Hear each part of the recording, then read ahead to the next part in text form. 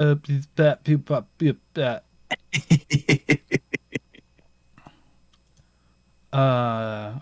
it is live, but give me a second because I'm going to Oh, change what it's saying. Not spooky games today. We are chatting not spooky games. with Joy-Con J. That's me. I've almost never Yeah. said that aloud. I just made that my at, and I was Yeah. like, okay, I like that. I had to say 420 a lot because just like my real name, people don't know how to say it. So, Yeah, yeah. I had and I shortened my other name. Like it's JCan mm-hmm. because it's easy, right? Like JCan, I can do it. JCan, HIJ, whatever. Mm-hmm. Anyway, but it used to be Jacanada, right? Mm. Because I'm Jamaican and Canadian, and Mm. like one of my friends from like way back middle school, when I told him that, he just looked at me. He went Jacanada, and it stuck. I was like, "Ooh, I like that," and I use it for almost a lot of stuff, but people just didn't know how to say it. Anytime someone tried Jakinda, Jakinda, I Oh, was like, man, it's geez. A, you know. Yeah. Yeah. So I just cut it Let's go ahead and down. do the clap, and we will get into some fun stories. Sure, Alrighty. sure. So I'll do the countdown. 3, 2, 1. Welcome to the Hunters Hub. This is your host, Fortuan. We are a video game podcast born of the Monster Hunter community, and we're talking tonight with Joy-Con J. But first, Sasha, welcome. Thank you. How are you? I'm good. I'm gonna have a rant about Microsoft here in a few minutes, but I'm good. I am so eager to hear that. Yeah. And JCon and Joy-Con J and J Canada and all the stuff we were talking about before. Welcome. Yeah, man. I'm happy to be here, man. Thanks for having me on. And yeah, man. Joy-Con Day, J-Can, I'm here, man. So thanks for having me, man. Really Yeah. appreciate it. Yeah. I'm always glad to have people on.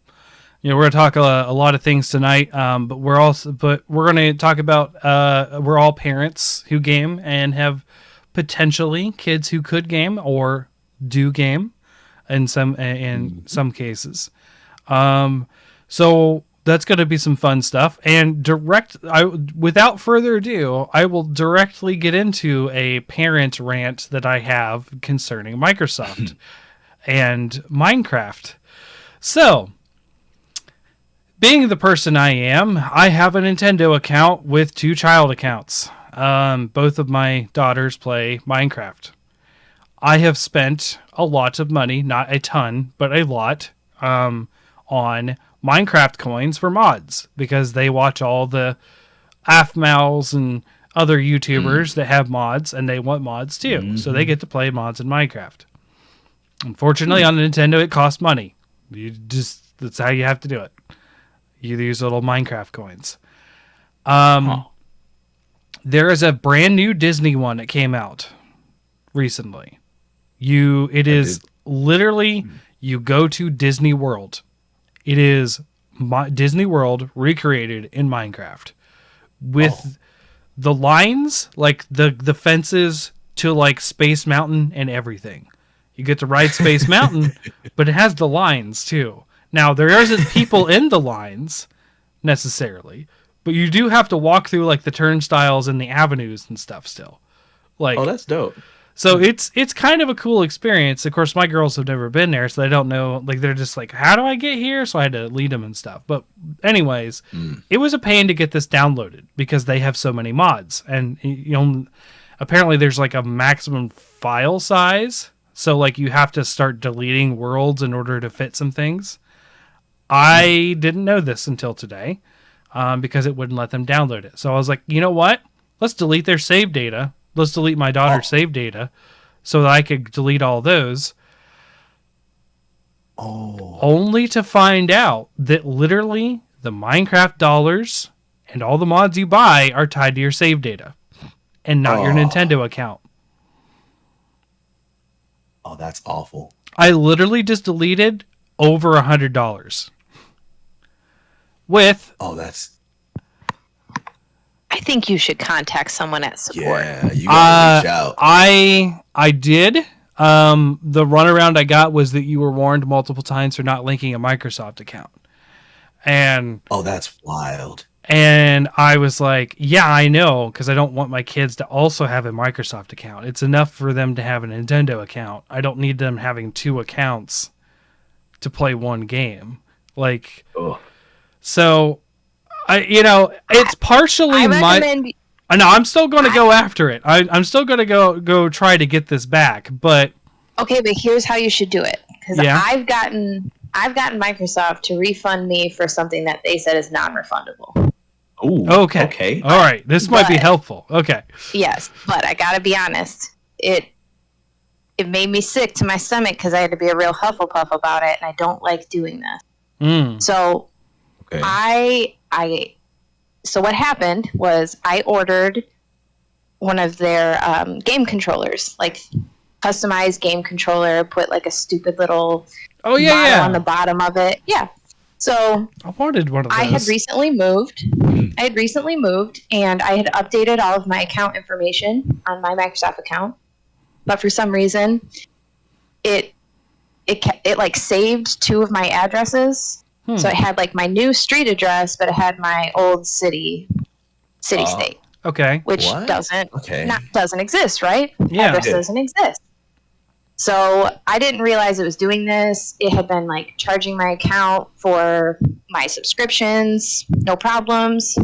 So I order my thing, ship it to the account, to the address, to my account, and then I get my shipping information sent to my email, and I noticed that the address is wrong. So I call them, and they're like, "Oh, well, once it's shipped out, like it's actually to like a third party. It's to whoever the shipper is, and we're not going to be able to help you. But just wait, like once you get your tracking number, you can contact them and correct the address." And I'm like, that doesn't sound right, but okay. Mhm. So, I'm going to like fast forward all through to the address doesn't exist. They won't release the package to me. They won't even tell me where the package is in transit because I don't have an ID with that address on it because the address doesn't exist. So I just called that's Microsoft crazy. over. Yeah, so I called Microsoft over and over and over again, talking in this voice, and I'm so confused. I don't know how this happened. I was just so looking forward to this controller, and they were so nice to me, and they just kept pushing me up to the next like manager, and I finally ended up talking to somebody who was like, "Yep, we'll refund you the money for your for the whole thing, no problem." So I got my $80 controller refunded for something that is posted. They tell you multiple times while you are purchasing the controller, like once you send the order in, it cannot be altered. Nothing can be altered on it, on the customization options or the shipping or the billing or anything, and it is non-refundable. But I got it refunded. Okay, I will pursue this avenue to hopefully get a lot of this back. However, my biggest concern is there is no proof because I deleted the save data that would be the proof. Well, maybe do you have like emails of receipts I of will. you buying the thing? I will have emails for receipts, which I still have for today's first purchase, because I had to buy it again because I deleted it. So maybe you'll have to use that. Because But, man, I that's- used their birthday money because that's what they wanted to spend their birthday money on was Minecraft stuff. So respectable. I was like, look, it's this or toys. I can't do both. Yeah, you got to lay down them ground rules, man. Right. So yeah, my problem is like I realized that everything was tied to the save file. Everything. And when you go in that menu and delete that save file, it's all gone. All of it. Now, a lot of it was free stuff, but some of it wasn't. I do not know how much I actually lost, aside from I know it was $50 today, because that's what their birthday money was. It's the most I've purchased in Minecraft coins to this time. But there's been little purchases throughout, time. I bet you it's over 100. I bet you in total it's over 100. Yikes. That's So crazy. I was, that was a very rough start to my morning today. Oh. Thankfully, I realized what had happened soon enough that Emery's Switch, who had the same problem, I just went in and deleted a bunch of worlds manually, and then it finally worked. Okay. Because they like to just create worlds and create worlds and create worlds, and they're like, I mean, some Over of them and are over like, and over again. yeah, some of them are like 60, 70 megabytes a world because Jeez. Yeah. it's They add up. so. The thing is, the system memory isn't even touched. Like they're not even hitting close to the Switch's memory. It's just the save file memory has a cap for some reason. That's strange. Yeah, I don't envy today's kids, man.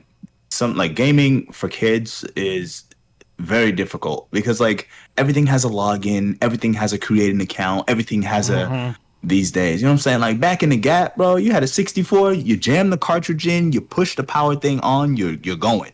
Like now, what was it? I think last year for Christmas he got Immortals Phoenix Rising.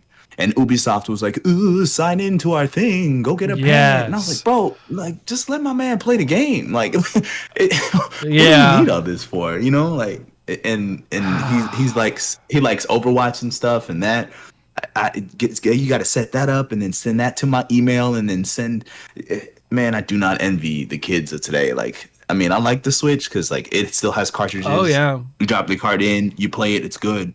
But so many games today are like log into our thing, and you got to be connected to the internet, even though it's for single player. I'm like, why? Why are y'all making playing games so complicated? Like, dang. Well, how can they track your data if you're offline playing a single player game? Oh, you 100% right. We all got to get zupped somehow. Yeah.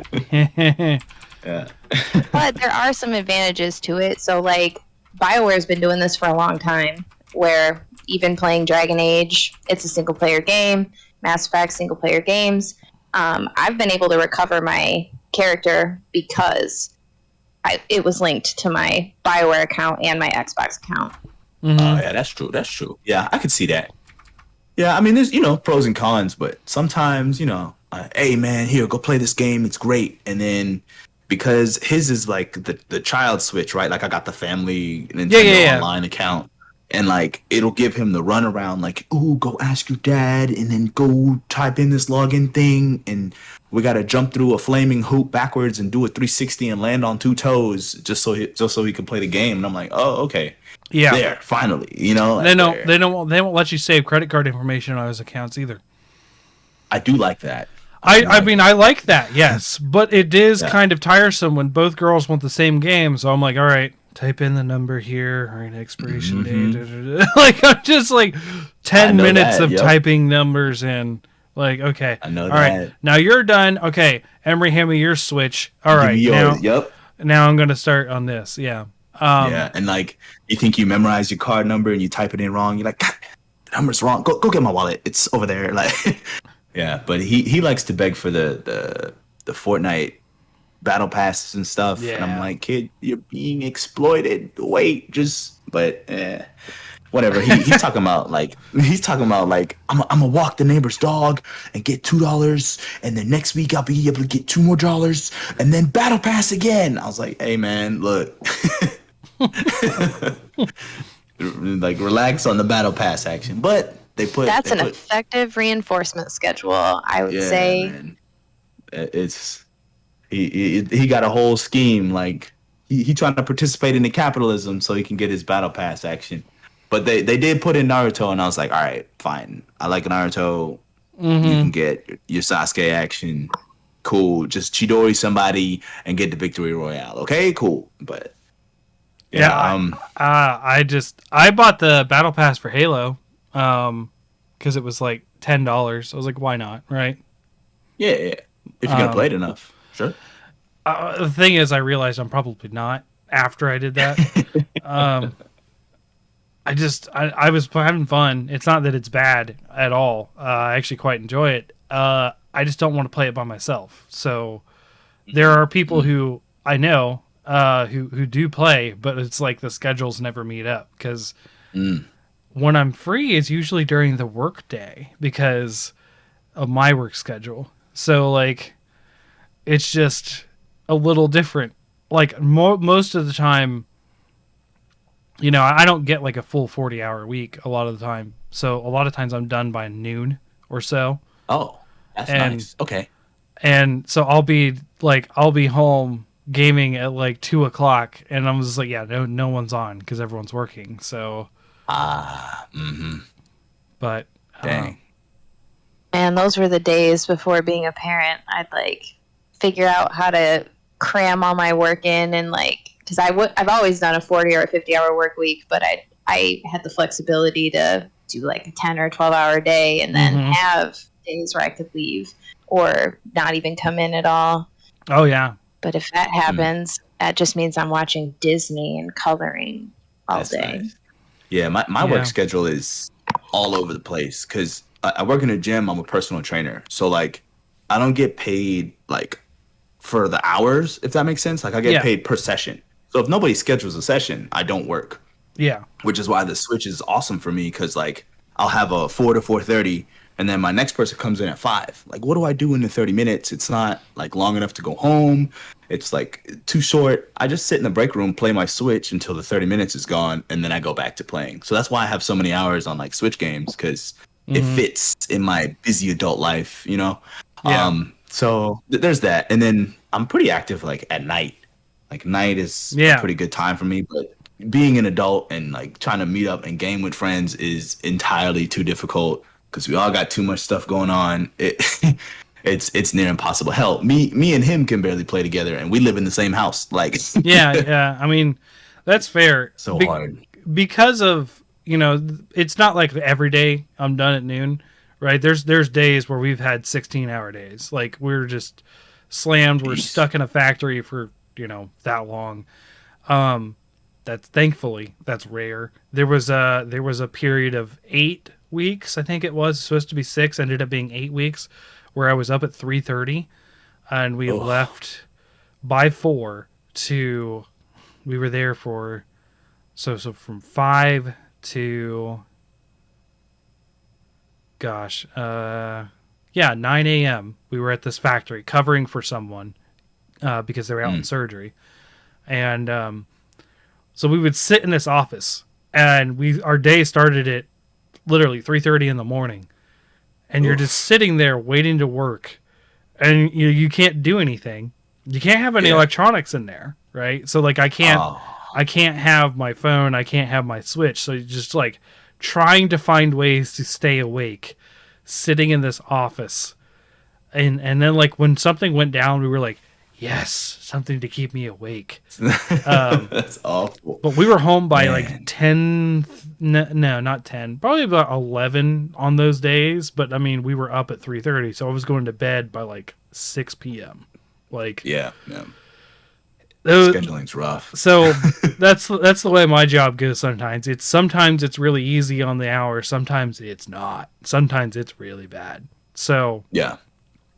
It just all depends on that. But the funny thing is, like, when people are free to play, like a lot of times weekends, this is the one thing on the weekend that I do that I'm like, all right, kids, you're not involved. Like, this is the one thing. Like, so during the day, I'm with the kids all the time because as a single parent, I only have them on weekends. I spend that time with what I can with them. For sure. So a lot of times people are like, hey, you know, I'm finally free. Let's play together. I'm like, nope, with the kids. Nope. Got to record. Yeah, busy. Nope. I got to drive them back on Sunday. Nope. Like, yeah. Or you got to do something for the kids. Got a doctor's appointment. Got a dentist appointment. Kids got karate. You know, like just. Well, I don't have a lot of those problems because I have them on weekends. So a lot of appointments don't happen on weekends. But there are things I've had to do that change the schedule. Like, so my ex has like what they call a Friendsgiving. Like they get a bunch of friends together to do like a Thanksgiving dinner before Thanksgiving. So yeah, I've heard. I drove all the way to Dayton yesterday to pick up the girls instead of meeting halfway like usual. Just so they could stay at the party longer, stuff like that. Like, so there's certain things that change it up, but which meant, you know, I went from a 2-hour driving day to a 4-hour driving day, but hey, oof, that's a lot of time in the car, man. Yeah. But hey, you know, They had fun. Gosh, we got home an hour and a half after their bedtime, so they got to stay up. Hey, They weren't. Oh, get this. Okay, so this is something else that's been sticking with me and kids and playing video games. New Pokemon came out, right? Mm-hmm. Girls are over the moon excited to play Diamond and Pearl. Never played it. This is their first true Pokemon game. They have played Pokemon Snap. They love Pokemon, but this is their first true Pokemon game. They've played it for 15 minutes, the both of them. Yeah. Bought them both these games, and they're like, "No, I want to play Minecraft." I'm like, yeah, you hate to see it. I can't. Ooh, that's rough. But here's the thing: if you bought it physical or digital, however you bought it, it still exists, right? So you can kind of, hey, how far did you get in Pokemon? You want? Yeah, no, that's true. Let's, let's talk about which gym are you stuck on? Rock. Well, Rock is weak to water. You know what I mean? Like you can kind of drop hints to help. Because I mean, I'm of that. I'm gonna teach you how to fish. I'm not gonna give you the fish, right? You know? Oh yeah, and that's true. Yeah. I've been playing Pokemon all my life, and he played Sword and Shield, and he actually beat it. He beat the DLCs too. Yeah. But he beat it like way after I beat it. But we did a little bit of the trading and the stuff and all that. And he would come to me and ask me questions because at this point I've been playing Pokemon since I'm 6. I'm a walking Pokedex. Like there's a spot in my brain saved for these stupid fantasy creatures. So he just asked me questions. I'm like, yeah, this, or are you stuck? Like, what do you need help with? Like, help me help you so that in the future, when a problem comes up, you have a way to get to the solution. You know what I mean? Like I want to help develop his like problem solving skills. So it's like, okay, what did you try? Why do you think that didn't work? And then you can lead it back into game mechanics like, dude, you used a fighting move on a ghost type. Of course it's not gonna work, man. Look at the chart. They give you the information, kid. Back in my day, I had to look this joint up. Come on, man. So yeah, I like using video games in that way, just and buying him like different genres of games, and I let his interests take him wherever he wants. And sometimes it surprises me. Like one day he walked up to me, he said, "Hey, Dad, I buy all my games physical, so it's easier to share. I can just give him the chip. He runs off, does his thing." He said, "Hey, Dad, you think I could play Astral Chain? You're interested in I was like, "You're interested in Astral Chain?" He's like, "Yeah, I was watching you play it. I want to play it." All right. I mean, it's kind of hard, but here, you go play it, I think he played it on easy. I didn't really like, you have to play it on normal because, I'm not that guy. Right. But he played it. And he was like, yo, it's really cool. The Beast Legion, all this. He was all up in it. And I was like, okay. And he didn't ask me for any help. He just came back one day and was like, yeah, I beat Astral Chain. I was like, what? Damn. All right. Nice. Yeah. I've not even played it yet, personally. Oh, man, it's good. It's really good. The only thing about it is like, it's the Switch, right? It's the thing that you can hold in your hand. So sometimes as an action game, you wish it could be smoother. Like 60 would be great as far as frame rate, but it is what it is, But it's a really good game. Takes a little bit to get used to because you control like 2 things, but hey, it's good, man. It's really good. Hey, I played Wonderful 101. That was 101 things. Yeah, I like Wonderful 101. I got that joint on the Wii U, man. I bought it like day one. Yeah, love me the Wonderful 101. Yeah, love me Platinum in general. So Sasha, I know your kid is Pokemon obsessed. Is there any plans to indoctrinate her into the games eventually? I absolutely, and I will take no mercy on her. I mean, in all honesty, growing up, my parents never took any mercy on us. There was no such thing as letting a kid win just because they're a kid. So, oh yeah, I know. Same here. My dad was 100%. I wholeheartedly agree. I still get nervous every time I sit in front of a chessboard. Ooh. Hey, that's me and him with Smash. I will not go easy on Smash. I will jump off stage and spike you. It's happening. Like, but know that when he wins, he's like, "Oh, I legit won." Like, I'm not gonna get sweaty on the kid, but I'm not just gonna, "Oh no, I lost." Like, nah. So yeah, I agree. Yeah, give her the business. Show her the word. Oh, I show her how it definitely goes. will. I mean, she's little right now, so she's 2.5. So right now we're at the stage where she's dictating what she would like to watch me play, which unfortunately is Peggle and Katamari. Katamari's fun, but not a lot over and over again. So you remember like a month ago when I told you I was trying to get all of the king's presents? Yes. I did this. Yeah, it's like an extremely rare achievement. I did this because that's how much Katamari I've been playing. And I have 93% of all of the items. I will be completing Katamari at some point. Wow. And I completed Peggle too. Which is also... Peggle's a lot. That's a lot. I played it for like 2 hours, and I was like, oh, this is above my head. I'm out. Well, because I have a 2.5-year-old who loves the classical music in the background and likes the sound effects. Okay. I am really fucking good at Peggle now. Peggle. What is Peggle? I've never heard of Peggle. It's like it's a puzzle game, and there's like little pegs on the screen, and sometimes they're bricks that lay against each other and make patterns like a flower or something. Okay. And then you shoot a peg from the top, and it drops down. And I'm going to be honest, I believe Peggle has juju, and it chooses when it would like to bless you. And so it defies the laws of gravity and physics, whatever. Roll with it. But you get different characters with different power-ups, which they also have different sound effects because that's how much I've been playing Peggle. Okay. Yes. So I played it on the Wii U like in 2013. Like it was a long time ago that I played it. Oh, it was the first game I got on my Xbox One because there was pretty much like 5 games. So I played Peggle, and I was decent at Peggle, but I wasn't groundbreaking at Peggle. But yeah, now because that's what my kid wants.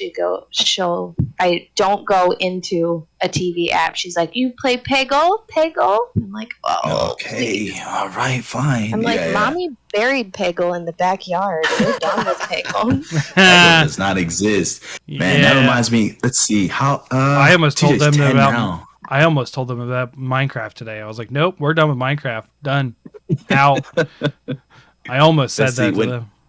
What were we playing when TJ was that young? I think it was like a lot of Nintendo Land, because like sure, yeah, I could see that.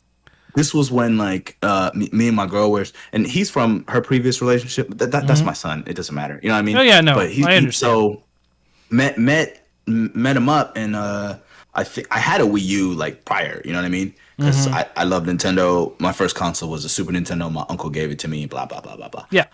So yeah, had a Wii U, and like the gamepad with the screen thing and the touch and the hey yo T, check this out, and like the Shuriken mini game. He loved the Shuriken mini game. I forgot about that one. Yeah, it was just target practice with shurikens. It was like Link's crossbow training with shurikens. That one was not bad.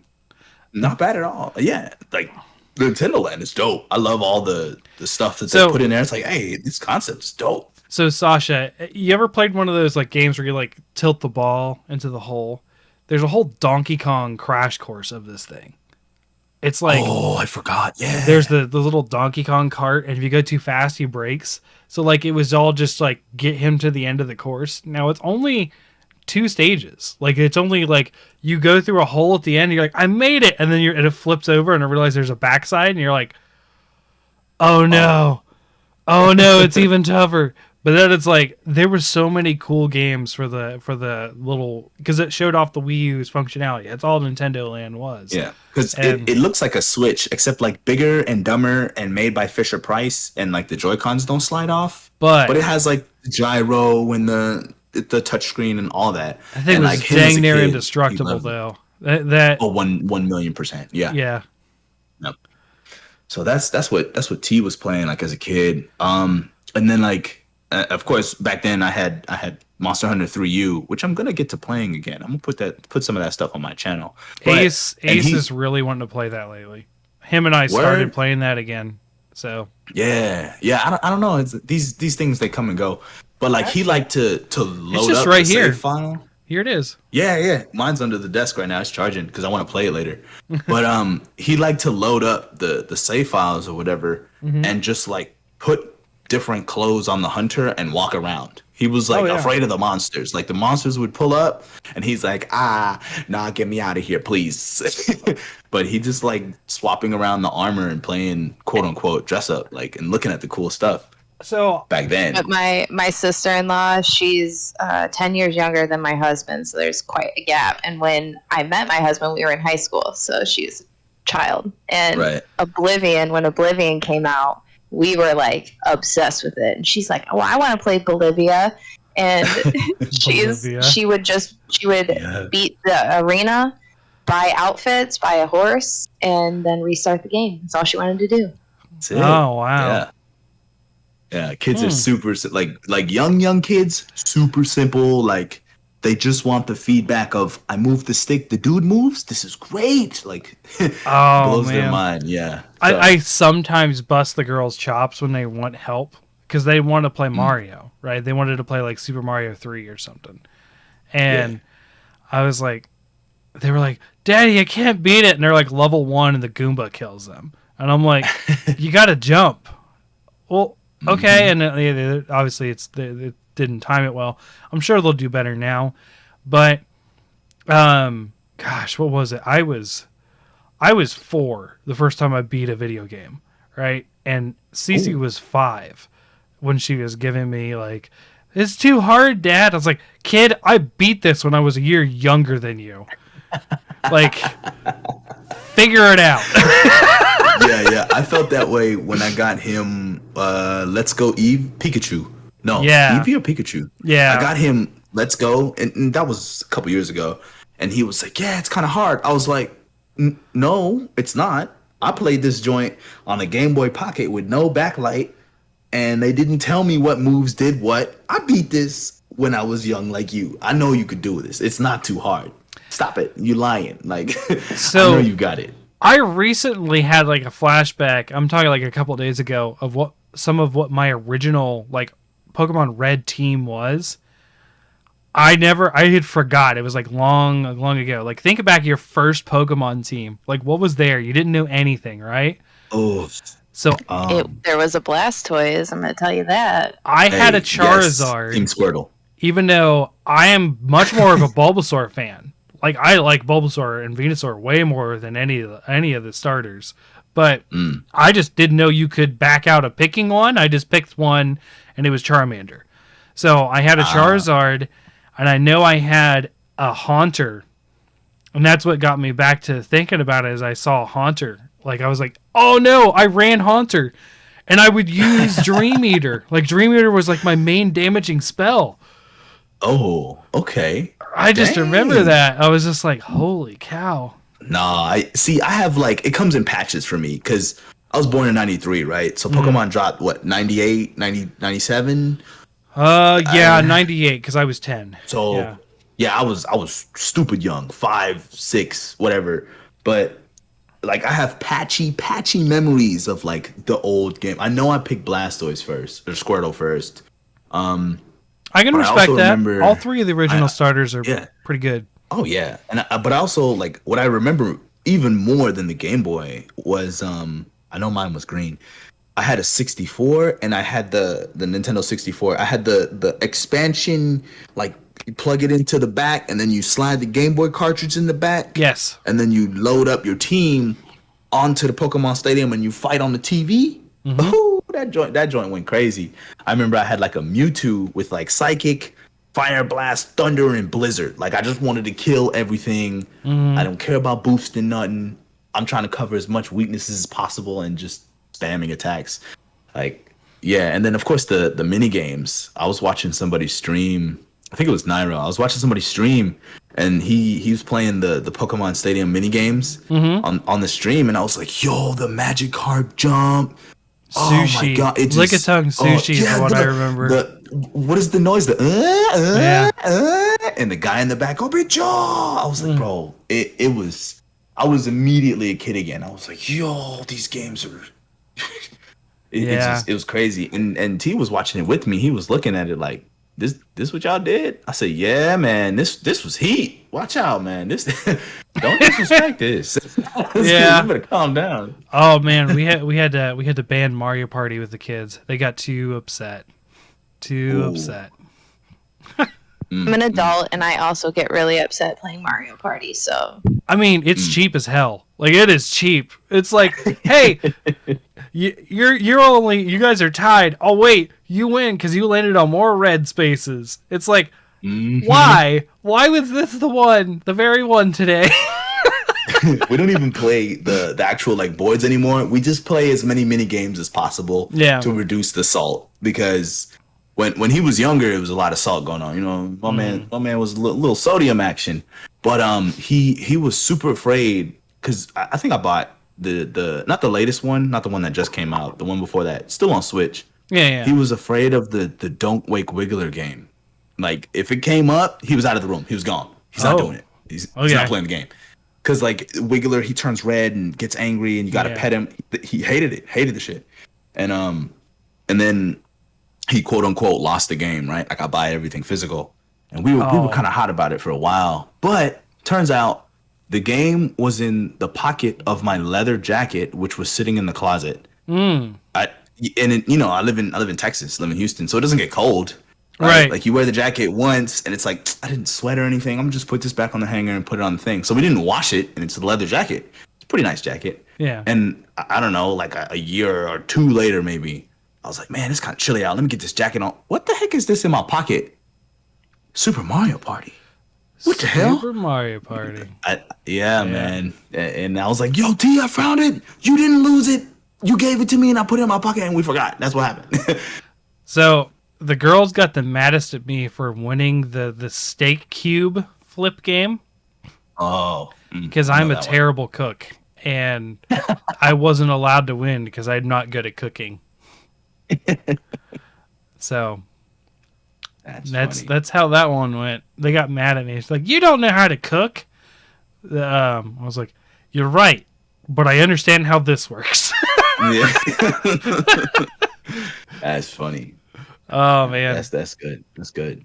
Yeah, man. So Sasha, I know you haven't been playing the new Pokemon, Brilliant Diamond or Shining Pearl.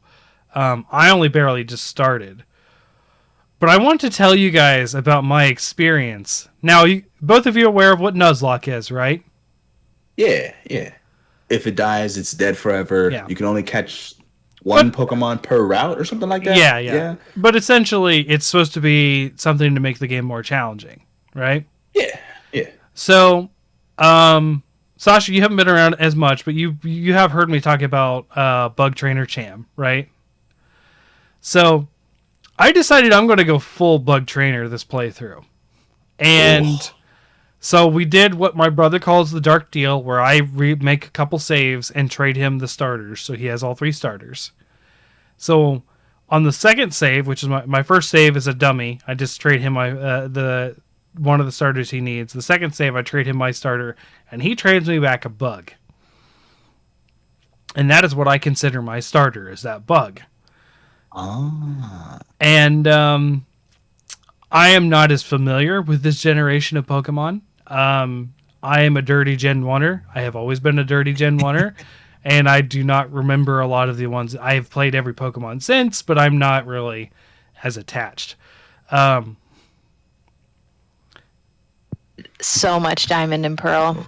I didn't realize so much of it. The first bug you encounter in this generation is Kricketot. Kricketune will give you the business if you level him properly. I'll never forget. Will not. Kricketot has Pound, and if you and then what I'm going to name this playthrough called Struggle Bug, because at level 4, I nearly blacked out to the Starling at level 2. I was twice this thing's level, and it was still triple damaging me. Like, I mean, if it's packing Gust, you're a bug. No, it wasn't. No. Oh. It was using Tackle, and I was like getting out damaged by Tackle.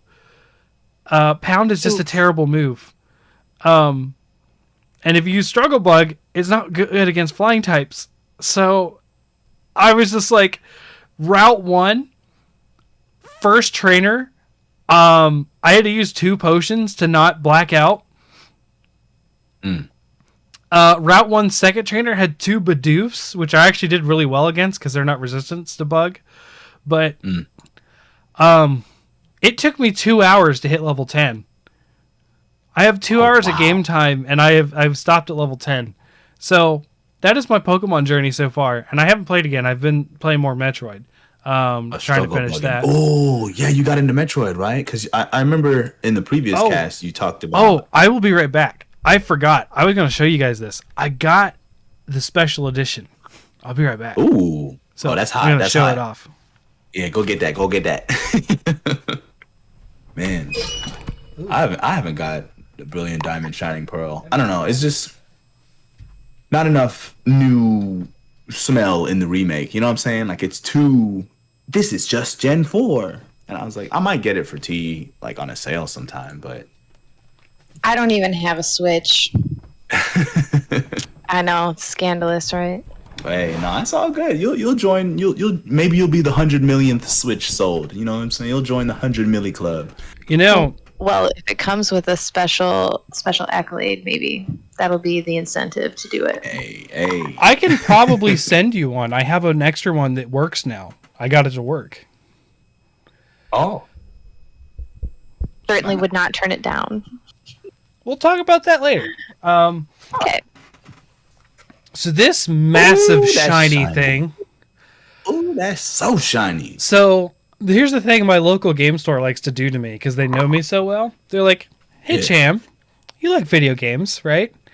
They did the same thing with that Zenogre figure. We ordered this. We didn't tell you ahead of time, but it's here, and we thought you might like it. And I was like, yeah, that's more money than I expected to pay for a game that I already bought. But However, sure. So I got this. Dread's so good.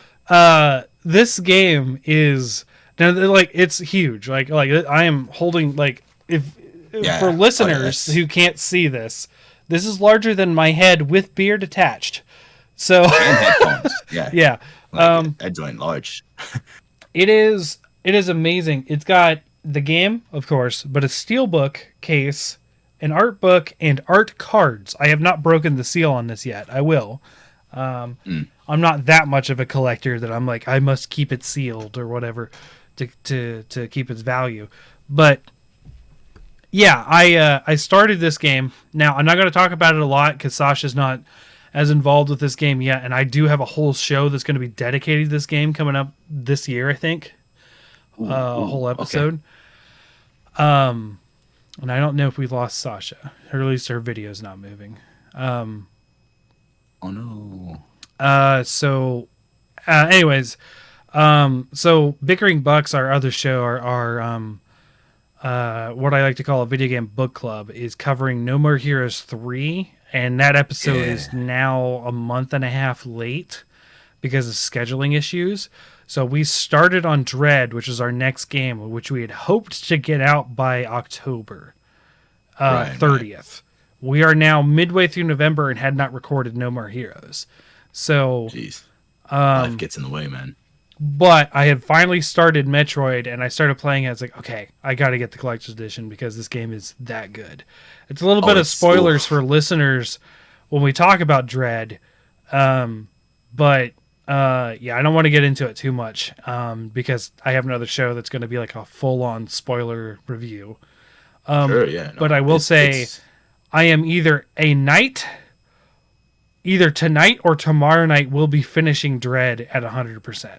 So Okay. That gives me a good handle on where you're at because I beat it twice. Yeah, and I got the 100. And then I played a hard all the way through. So yeah, extra good. Like I can't even go back to other 2D games. Kind of like the idea of playing something like a Mega Man, right? Where like I can't aim my gun, I gotta jump to shoot higher. I ain't with it. Give me the 360. Give me the smoothness. Give me the the high quality. It's so good. Right. It's so good. I don't think there's an equivalent on in the Xbox, unless you played Hollow Knight, Sasha. Oh yeah, love me some Hollow Knight. I have you play not played that. Oh, Hollow Knight is a steal. It's what, $15? Yeah, I mean, I own it. I own it as well, but that's in the vault of I'll never go back to again. Oh really? I talked about it a couple times. There's a lot of personal reasons for Hollow Knight because that's the game I was playing through when I started going through to my divorce, and it's such dark themes in that I just couldn't handle it at the time. I understand. Yeah, makes sense. So I was just like, I'm out. I get you. So I gotta run to the bathroom real quick. However, I got TJ right here. You want to sit down? You want to talk on the pod a little bit, man? Hey. Sure. Okay, here. Look, let me give you these headphones. Boom. Now look, they can't see you. Okay, so don't worry about no camera, but they can hear you. Right? Wow. Okay. All right, take a seat. Get up in there. Say hi. Hello. Hey, TJ. Hi. I don't know if you remember, but we played Monster Hunter together a couple months ago. Yeah, I remember your name. Yeah, that was fun. I don't remember what we hunted, but I remember. I think I remember us hunting Lagombi. Oh, was I trying to crown hunt that at the time? Maybe. Yeah, we were crown hunting. I think you were trying to crown hunt a Lagombi. Yep, I finally got that done. I'm not done crown hunting yet, though. So what have you been working on? Well, right now I'm trying to make jewels because I'm about to have to fight a Kushala Daora. Oh, wow. End game monster, for people who aren't aware. End game. So that's something else. Yeah, and it's my urgent quest. I have to fight a Kushala Daora, and then later on I'll have to find a Teostra. Yeah. Like, good luck with that. Insane. What are you running now for weapons? Oh, weapons? It's long blade, long sword. Okay. You'll be fine as long as you can. What is it, Makiri counter? Is that what it's called? Well, no, I have quick sheath, which makes my sheathing really, really quick. Mm-hmm. In fact, if I do sheath attacks, it's almost instant. As soon as I press the button, it sheaths. Awesome. I haven't got to play longsword in this one yet. Okay, so yeah, we got the quick sheath jewels for me. So, and I got lucky. We were trying to find quick sheath for me, and when I checked my talismans, I got a quick sheath 2 talisman. That's good. Any slots? I got really lucky. Yeah, it was a 3 slot. Yeah, that's really good.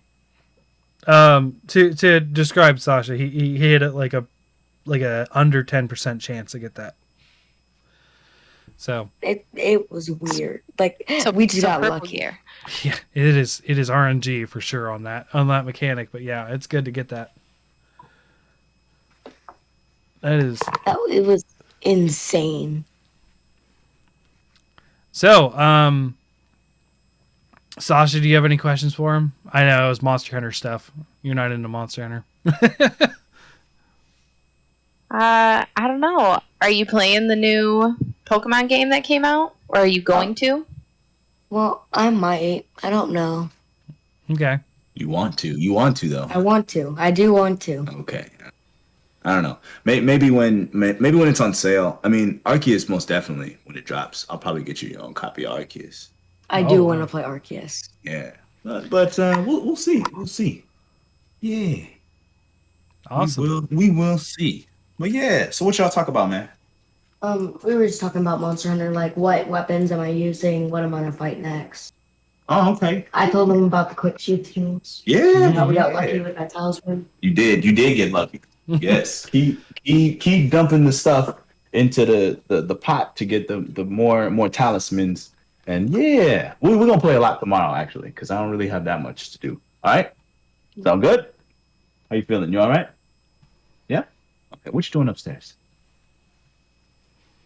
I hanged up with Layla, but I didn't want to come down here because you were on the podcast. I didn't want to disturb you to grab my Switch, so I just got on YouTube and watched all my time. Man, look, get what you need. Don't worry about me, all right? I appreciate that, though. I do appreciate you being very considerate. Yeah, I've made it a thing with the girls. Like, okay, tonight's daddy's recording night. Not trying to sneak in here and to stay up like you usually do. Yeah, he's typically like when I record my YouTube stuff, everyone else in the house is asleep, you know. So like this is super early for me to be recording or doing anything. Usually everyone else in the house is asleep because I'm a night owl guy. So I just kind of sneak away to my cave and do my thing. But yeah, man, that's the he's my Atreus to my Kratos, if you will. You know, be out there hunting, and I hit him with that boy. Did you forget to potion? Boy, you need to sharpen your weapon, boy. So, man, I'm glad I went back and finished that game. That was a good one. Yeah, God of War is it's good, really good. But yeah, he actually plays a lot of Xbox because his grandma pays for his Game Pass. Oh, okay. So I mean, during his break, I might give him his Xbox back this week. Because him with like having all these things to do, right? Like he's got the iPad, he's got the Switch, there's the Xbox upstairs. Like he doesn't like do his homework, and he's not super good with time yet and time management. He'll get absorbed in the game, and it's nighttime, time to go to bed. T, did you have homework? Oh, I did. But he was playing Fortnite, you know what I mean? So, and that's a little bit of my fault too, you know. I gotta ask him and bring it. But like during times of break, you know, like Thanksgiving's coming up. Christmas is coming up. I might let him get back on the Xbox and do something. But that dude, he'll just be up there downloading games, playing games because he's got access to Game Pass. I think I was listening to like some Nier music, and he was like, "Oh, Nier Automata, I love that game." I was like, "Bro, when did you play Nier?" He was like, "I played it on Xbox." I was like, "Oh, well, yeah, I guess." So yeah. so Sasha, you do you have Game Pass or no? I do have Game Pass. I've been downloading a bunch of stuff that I probably would have never tried just because it's free and why not? Okay. I found some decent things.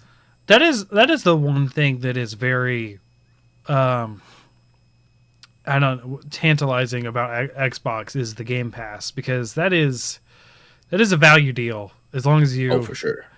As long as you keep up with the subscription, you can just play it, which is fine because then you're not going to be able to play games online if you don't. So even then, the subscription's not that much more than like the vanilla gold, and the Game Pass is good for like the whole whoever is linked to the console. So like my husband all the time logs in under his own name and downloads Game Pass, and he doesn't have Game Pass. I do.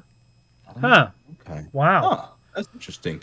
Yeah, and I actually really like that he has it because, I don't know, when I was his age, I had to beg and plead and wait for birthdays and wait for Christmas and please, you know, it was so out of my control what I played, you know, whereas he could just be up there on Game Pass, his grandma pays for it, and he's just like playing stuff, so his gamer palette is super diverse, right? Like, yeah, he likes Fortnite, yeah, he likes Minecraft because his peers are playing that, right? And like, great, do you, bro?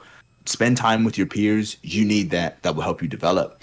But like, he played Nier. What the heck? He came down here and asked me for Astral Chain. He plays that. He just plays everything. Like, the girls just play stuff, man. It's great. The girls asked me to get Monster Hunter on their Switches, and I was like, you can wait on that. It's going to be a little rough for you. For sure. Well, and Emery's just, I just want to explore. I'm like, yeah, it's not how that game works. That's not at all how that game works. Yeah. We got lucky, like, with Rise being on the Switch, and we both had Switches, because I got a Switch, and, like, when I showed up with the Switch, he was like, yo, what is that? You know, he was super. So we got him a Switch for his birthday, I think that year. Was it 17? It might have been 18. Whatever. We got him a Switch. He has his own. And like, he has his, like, he's got Joy-Cons that are only his. Like, this is yours. And you can play stuff, and you can ask me for games, all that, you know? And so the Rise demo came out, and like, me being me, I'm gonna be all over that, like white Yeah. on rice. And I downloaded him the demo. Sometimes I'll grab a Switch and just grab a bunch of demos from the eShop and just, here you go, kid. Try Play 'em some out, games. yeah. Tell me what you like. Is there some of this that you do like, some of this you don't like? Just, you know. And we got the Rise demo, and it has like the 2-player thing. And I was like, dude, we could play together. We could play this together. And he was really into it. He was like, yeah, I like it. Ooh. And that's when I was like, you know what? I'm gonna start a YouTube channel. Let's do this. You know, like, and we could just play together and put it up on the YouTube. How's that sound, T? He was like, yeah, I like that. I want to be a YouTuber, because like he watches YouTube. Who's not watching YouTube? You know. So It's fair. it gives him, it gives him a little bit of appreciation for like the YouTubers he does watch, because like he's watching me edit these videos. He's a part of the video editing process. Sometimes I'll get him down here. I'm like, hey, let's record this outro, and he gets all nervous. He's like, okay, what do I say, Dad? I was like, dude, relax, just record, and if it turns out not good, we delete it. We try it again. Yeah. There's as many takes as you need. Relax. Just- but he gets all like Yeah. nervous and clammy. It's kind of cute, actually. He's like, okay, Well, thanks for watching the that's- video. That's pretty natural, because you're playing to a unknown audience, right? That's not easy to do. When I first started doing this, you know, as I mentioned, it's been 4 years this October for this show. I started in June before that. So, my first episodes, I would be like, oh, hey, thanks for coming. It's the, Hunter's Hub. Glad you're listening, kind of thing. Now I'm just like, hey, it's Yeah, Hunter's just Hub. kinda We're just gonna talk, and if you listen, you listen. Like, yeah. yeah, like it's just, yeah, I don't know. It's just part of like, it's weird, I guess. A lot of people don't like their own voice too. That's another thing that is a struggle to for some people. I don't have that problem. I've actually, so I'm gonna brag a little bit about my public speaking skills. Okay, yeah, let me hear it. So I had like a public speaking class in college. Most people do, right?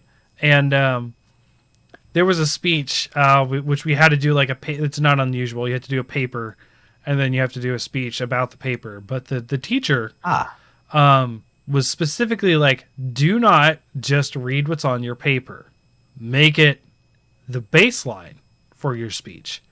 Don't make it your speech. And apparently no one got the memo except for me. So like, I basically was like, my topic was, everyone had to do alternative like energy resources. It was kind of almost a meme in my college. How many times did we have to do a paper on alternate energy at the time? This is like 2007, 2008, 2009, right? So like we're at the peak of oil prices, $5 a gallon. It's a hot topic. Oof. So I was chose for water, so energy as water, right? But I wasn't allowed to talk about hydroelectric. That was like my stipulation. Is like, so I was talking about like hydrothermal. So like putting like a water balloon in your attic, and that keeps your house warm or cool and stuff like that. So I wrote a paper on it. But I went up there and I was just like engaging with the audience. I was like, hey, like, all right, so what are like, you tell me, what could you use water for an energy source? And people are like, windmills, duh. And I'm like, okay, outside of electricity. And I was like, and people were like, and it was just like fun to have like a back and forth. I was actually just trying to talk to the class. I got an A on that. Everyone else failed on that speech. Everyone else. And because they all did this. And then same class, we had like a group speech we had to do, and it had to be 45 minutes. It was between, not 45, had to be an hour, I think. Everyone had, but we had, it was 4 people speaking. So you had to have 15-minute segment each. Oh, okay. That's a decent amount of speaking. This is that same speech, by the way. This is not, like, this is not separate. The thing was, it had to be an hour total, right? So it was split up in 15-minute segments, and I was the anchor. If you're familiar with track, I was the anchor. Yeah. You were the guy. Yeah. So, we get this. So like in my team, my good friend Brian is one of them.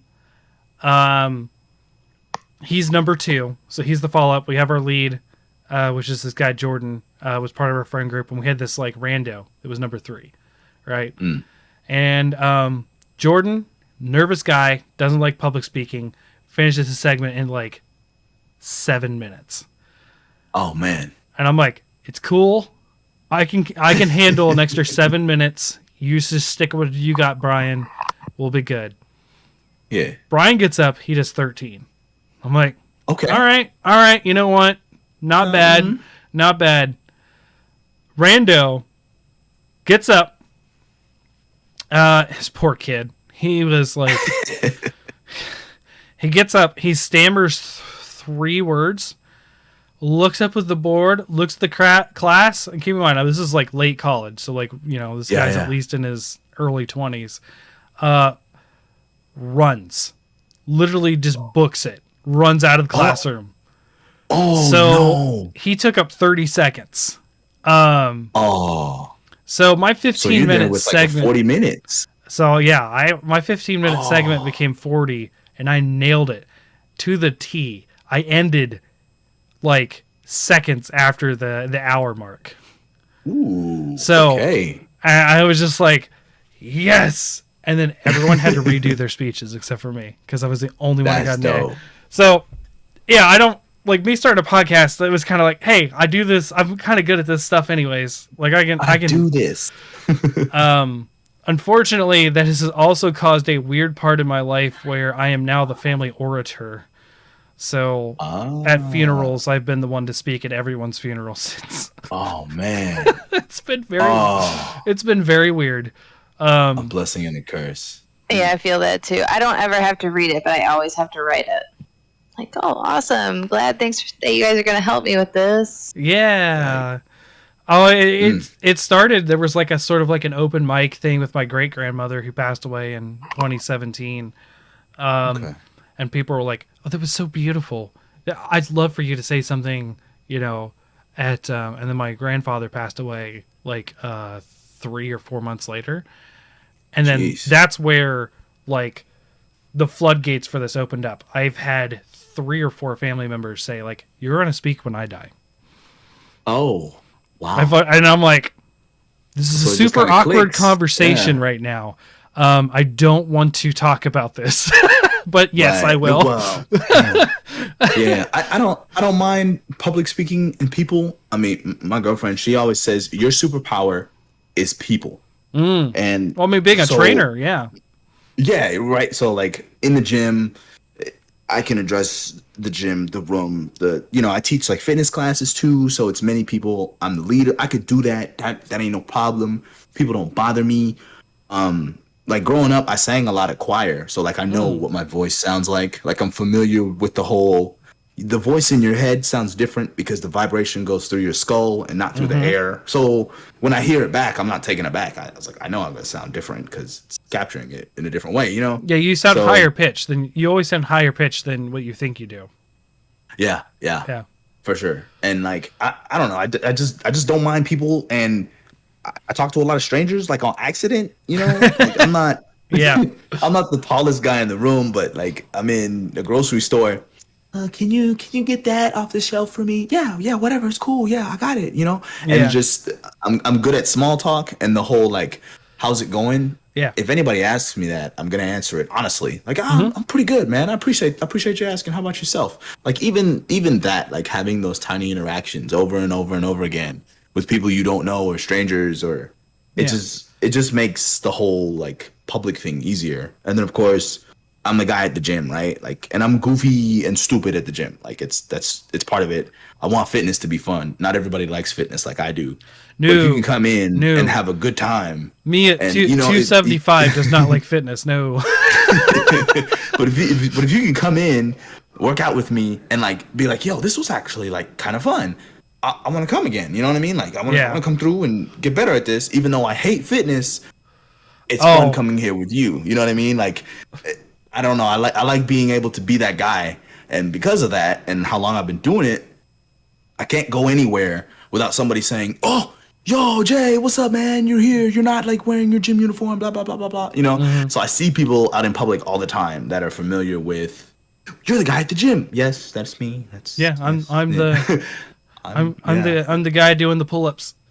Yeah, I'm the fitness guy. Like that's I've so seen I your have to- videos. I've seen a couple of them.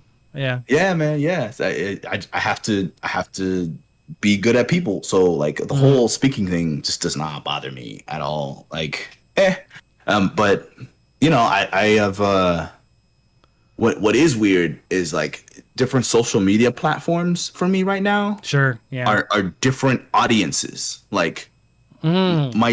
my Twitter and YouTube are kind of the same, Mhm. Monster Hunter, video games, gaming, great.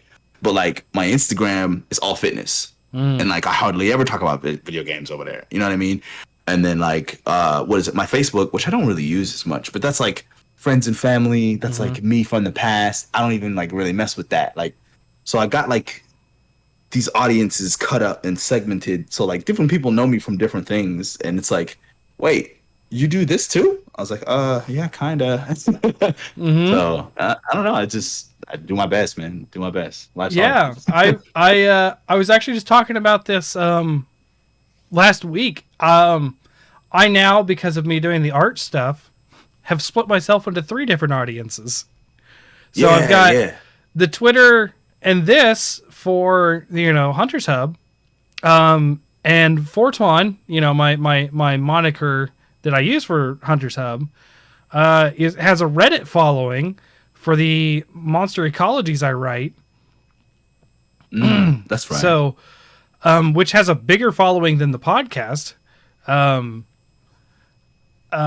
me see. My individual account on Reddit,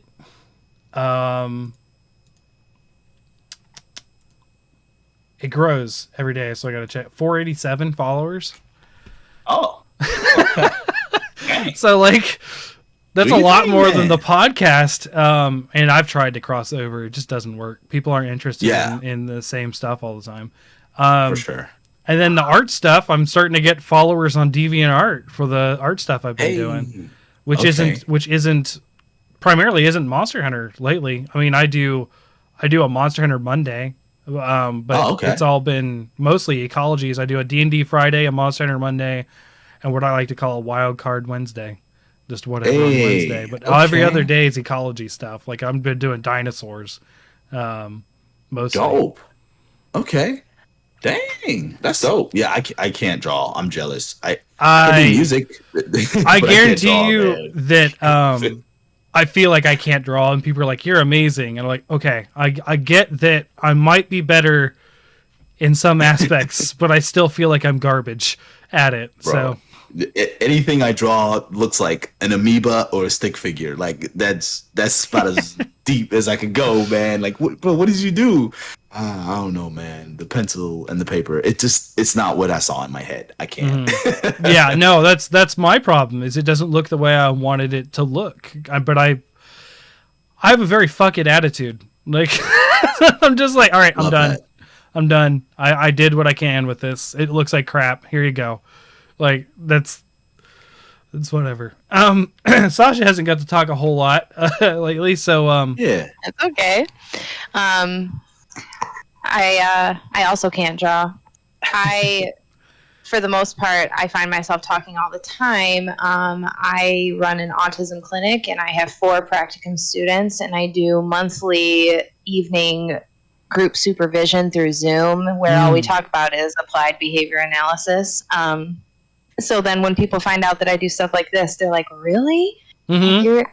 That's not even in the same ballpark, not even close. That's my favorite. I love That's- that. I love when people are surprised about like what you do outside of what they think you do. You know what I mean? Yeah, yeah, So, because it's always cool because in good ways and bad ways, people are never one aspect. Never one aspect. People are into multiple things. There's different. That's what I try to say when people like dogpiling on this person on the internet because they said a bad thing. It's like, I don't know. There was some stuff with Super Rad recently on Twitter that was just like, I don't even know.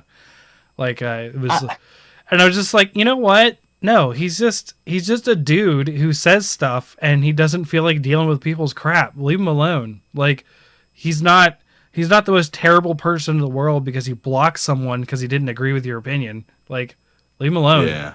So like I don't know. It's crazy. But I mean, I just try to be I don't want to say like toxic positivity, but like toxic positivity. It's a thing, man. It's okay. Real. But like I don't know, I'm very positive. Like I just want to be positive. Mm-hmm.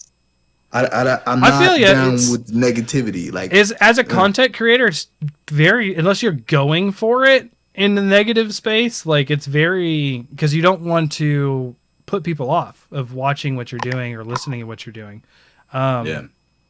You don't want, you're afraid to, kick the bee's nest or, the beehive or whatever. You're afraid to, and that's fine, right? And heck, that's why we don't talk about politics and stuff on here. We just don't. Like, yeah, politics are it's just so nuanced and complicated and difficult because that's human beings in general, no? Mm-hmm. Like everyone is nuanced and complicated, and like that's the problem with blanket statements. The blanket is never big enough to fit everybody, bro. Like I have never heard that, but that's a good way to put it. It's never big enough. I like that. The blanket is never big enough to fit everybody. Like everyone, stop with the black and the white. There's a lot of gray. There's more than 50 shades of gray, despite the popular book. So like, it just, I don't know, man. Me. Like, and not because the content, just the quality and the origin of how it came to be disturbs me. Oh, well, how did it come to be? Enlighten me. It is a fan fiction of Twilight. Oh, it's Twilight. It's a sex fanfic of Twilight. Yeah, that's why. So I will say I've not read either of these books, but I've listened to podcasts that talk about them because like. That's how we met, through the same people, through the same podcast. Yeah. And I've listened to another one too called Overdue, and like they're pretty smart guys, but they read them just to try to be serious about both of those books. But there's a lot of similarities about like the main character is supposed to be intentionally like so vanilla that you can plug it. You as the reader should be able to plug yourself into it. Yeah, I see. Okay, and it's written so simply because if the inner monologue had any kind of nuance to it, then it wouldn't be you. Right. Mm-hmm. It's kind of like the whole silent protag thing. Like, the protagonist doesn't say anything because it's supposed to be you. We had a whole episode with Sasha, one of the early ones with Sasha, about what we call the death of the silent protagonist, because they are doing it wrong most of the time. Like, it's. Being a fellow Monster Hunter fan, I know Sasha can't relate to this, but part of what brought that topic up was Monster Hunter Stories 2. Screw that. That did not need to be silent. I don't like it. That was terrible. And I said, I purposely made myself look like an asshole in that game because that's how you acted. I put on the full helmet and all cutscenes, so no one could see my facial expressions as some sort of implant to responding. That's funny. So people would be like, you have to go do this thing, and here's my guy in a full plate, like, knight helmet, and just stands there like he's like, why the fuck would I care? Yeah, like silent pro tags are hard to pull off because like everyone else around you speaks, right? And in real life, meeting a deaf mute is so rare. Like, the guy has to speak, right? And then you do things like Stories 2, where you got like the Naviru, who is the protagonist's voice. Yeah, like there's always another like character who speaks for them, partner character. Yeah, and they talk entirely too much, and your guy doesn't talk. Yeah, I mean, like some games, like right now I'm playing Megaten 5, Shin Megami Tensei 5. Okay, I'm not familiar with that one. Okay, silent protag. However, you have choices in the game, so it makes sense. Like Link.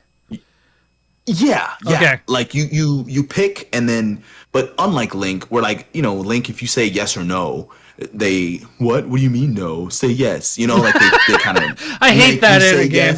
I really hate that when they're like, "Hey, here's choices. Okay, let's not change any dialogue. Stop being a jerk." Like this is their response. Force you into the yes. Yeah, I hate that. Like, don't let me say yes or no. And if when I say no, you're like, no, you mean yes, right? No, I mean no. No, you mean yes, right? And then you click yes, and you get to proceed. But like Megaten, like the choices you make affect the ending you get. Sure. So because the protag is silent, it's supposed to be you're making these choices. It makes sense that the guy is silent because you pick the dialogue option, and then stuff happens because you made the choice because you're the guy. That's why your guy is silent, which makes sense. Like your guy's not silent. It's you picking the choices, and then he says the choices. So it's like there's a way to do a silent protag, but like that Naviru shit ain't it, bro. No, do not have someone else speak for your character. That's dumb. I dislike that. Yeah, and I would rather you give me a protag that has his personality and okay, this is who I play as.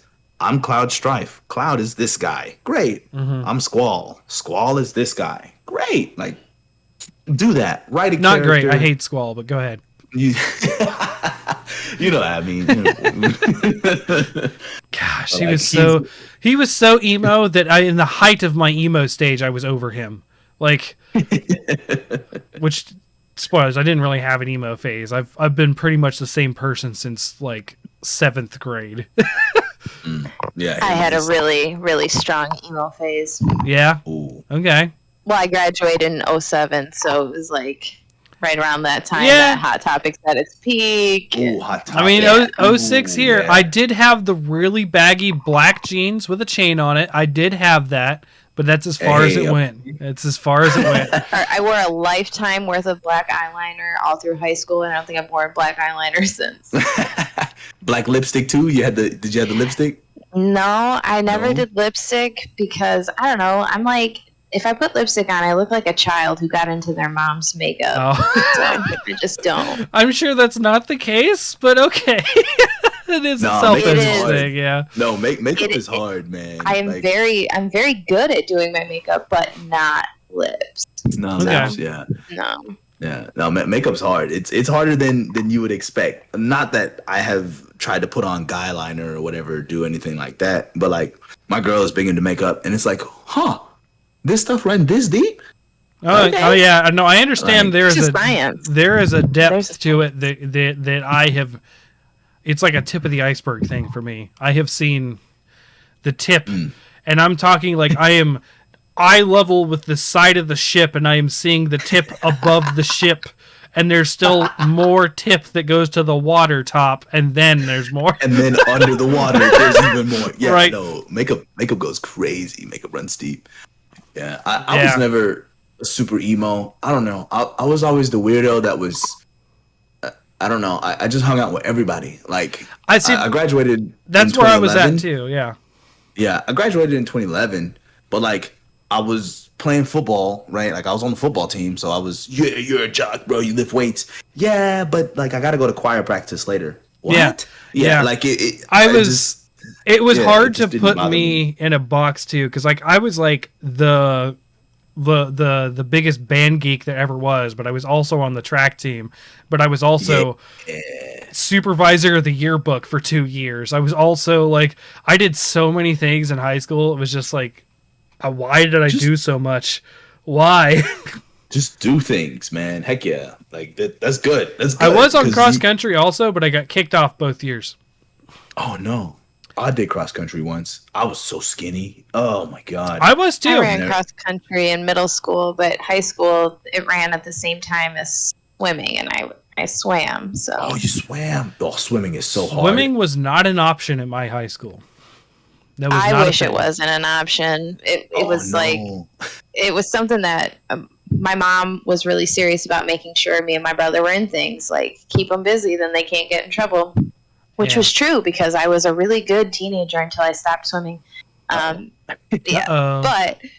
Yeah, Yeah. we were really serious about it. Like I had to swim year round. When I was in middle school, my mom would get us up at like 5 in the morning all summer Oof. long to go swim with the high school swim team. Mm. Mm. Yeah, I see. no. See, I grew up in the country, which is where I'm at now, and my graduating class was 95 people, which Oh, for some people is a lot, but for many is not a lot. For Oh, many, that's quaint. Yeah, that is very small. Everyone else around my area was like 400 plus for graduating classes. Yeah. Yeah, same. Um, That's about where I was at. some of my friends in Columbus were like 800. Like, Ooh, that's So- deep. It's about what mine was like. yeah. So like, 800? yeah, Oh, man. those are just The bigger suburbs, schools. man. Yeah. But Yeah, for me, there wasn't an option. I tried to get soccer. I petitioned to get soccer at my school for so long because I actually enjoy soccer quite a bit. But we only had like basketball and football. The athletic director, now granted, like I said, I graduated with 95 people. I got 300 signatures in my middle school to get soccer. So That's- I went wow. across all grades and got a lot of people. Yeah. People to sign like, hey, I would possibly be interested in soccer, either watching or playing or being involved in some way. And Okay. athletic director looked at me, took the petition, crumpled up in the trash, and said, Oh, "Not on my football field." And and I was like, awful. I was like, and now I hate you. And he wondered why Yeah, I didn't like him because he was my senior year track coach. He's wondered How old why. were you? When I did that, I was probably 13. Got That's that petition awful. together. Why would you do that? Why would you do like? Of course. It's I like just- Romeo why and would you do that to a Juliet out kid? here. Like there's two warring families. I'm not even kidding. And he was one of the like the heads of that family too. It's just like Man, the Urigs and the Kellos out here versus each that's other. crazy. And I am Like to do I that, am an to do outsider. that to a kid. To Yeah. do that to a kid though, like you're a grown ass man. You know what I mean?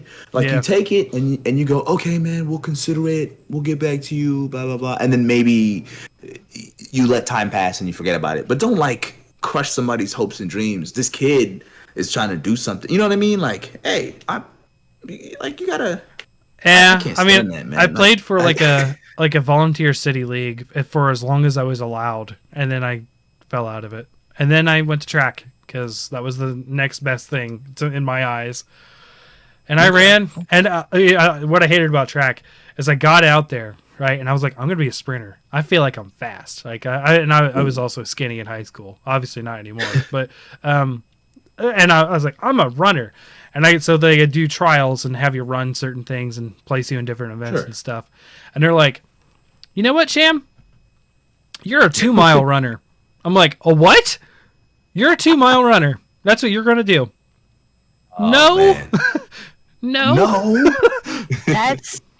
So I ran cross country, and when I went out for track, they were like, "Oh, well, great, you'll just do the 2-mile." And it was so much different running in front of people like that versus Yeah. like you get like some privacy in the wooded area in cross country, and like maybe if you needed to take a minute to yourself for a breather, no one saw that shit, but you can't do that. Yeah.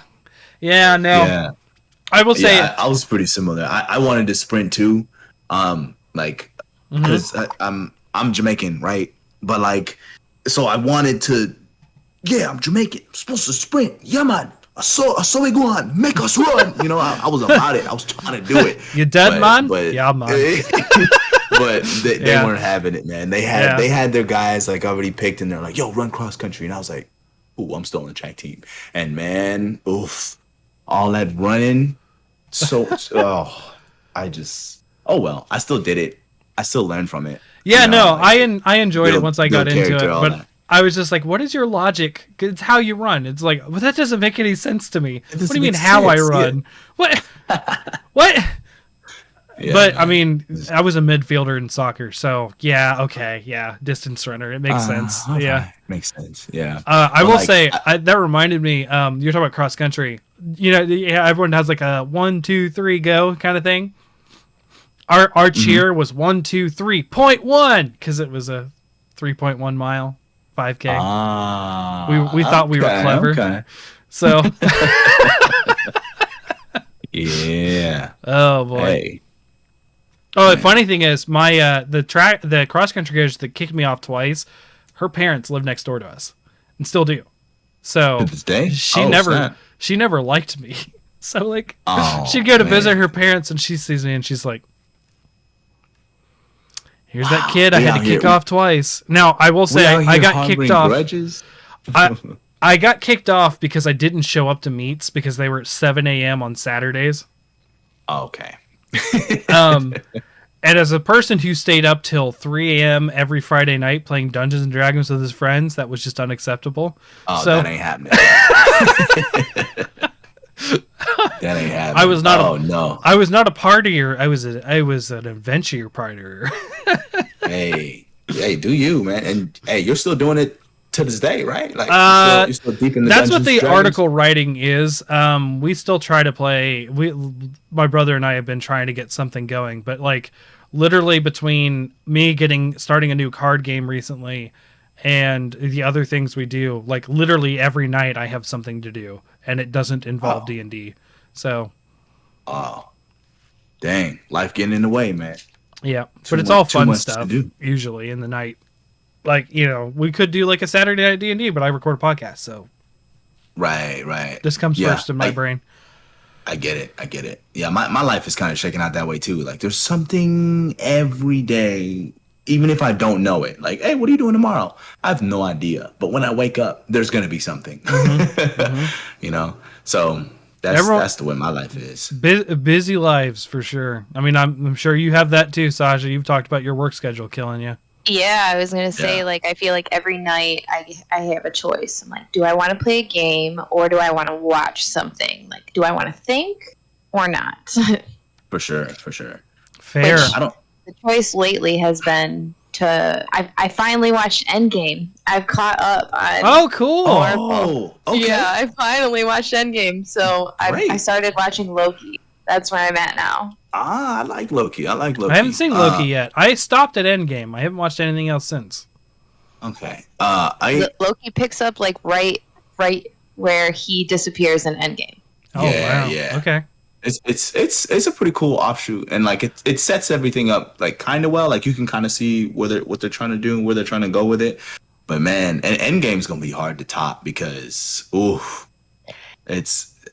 you know, like it's been I don't going for know. so long and built up, and like So yeah, I we like didn't- these I didn't- characters. Get into the hype because I didn't watch it all. I was in grad school when a lot of the Avengers movies and stuff were going around, and I worked 50 hours a week, and I didn't watch any of that stuff. Yeah. I just watched all of it in like timeline order on Disney Plus.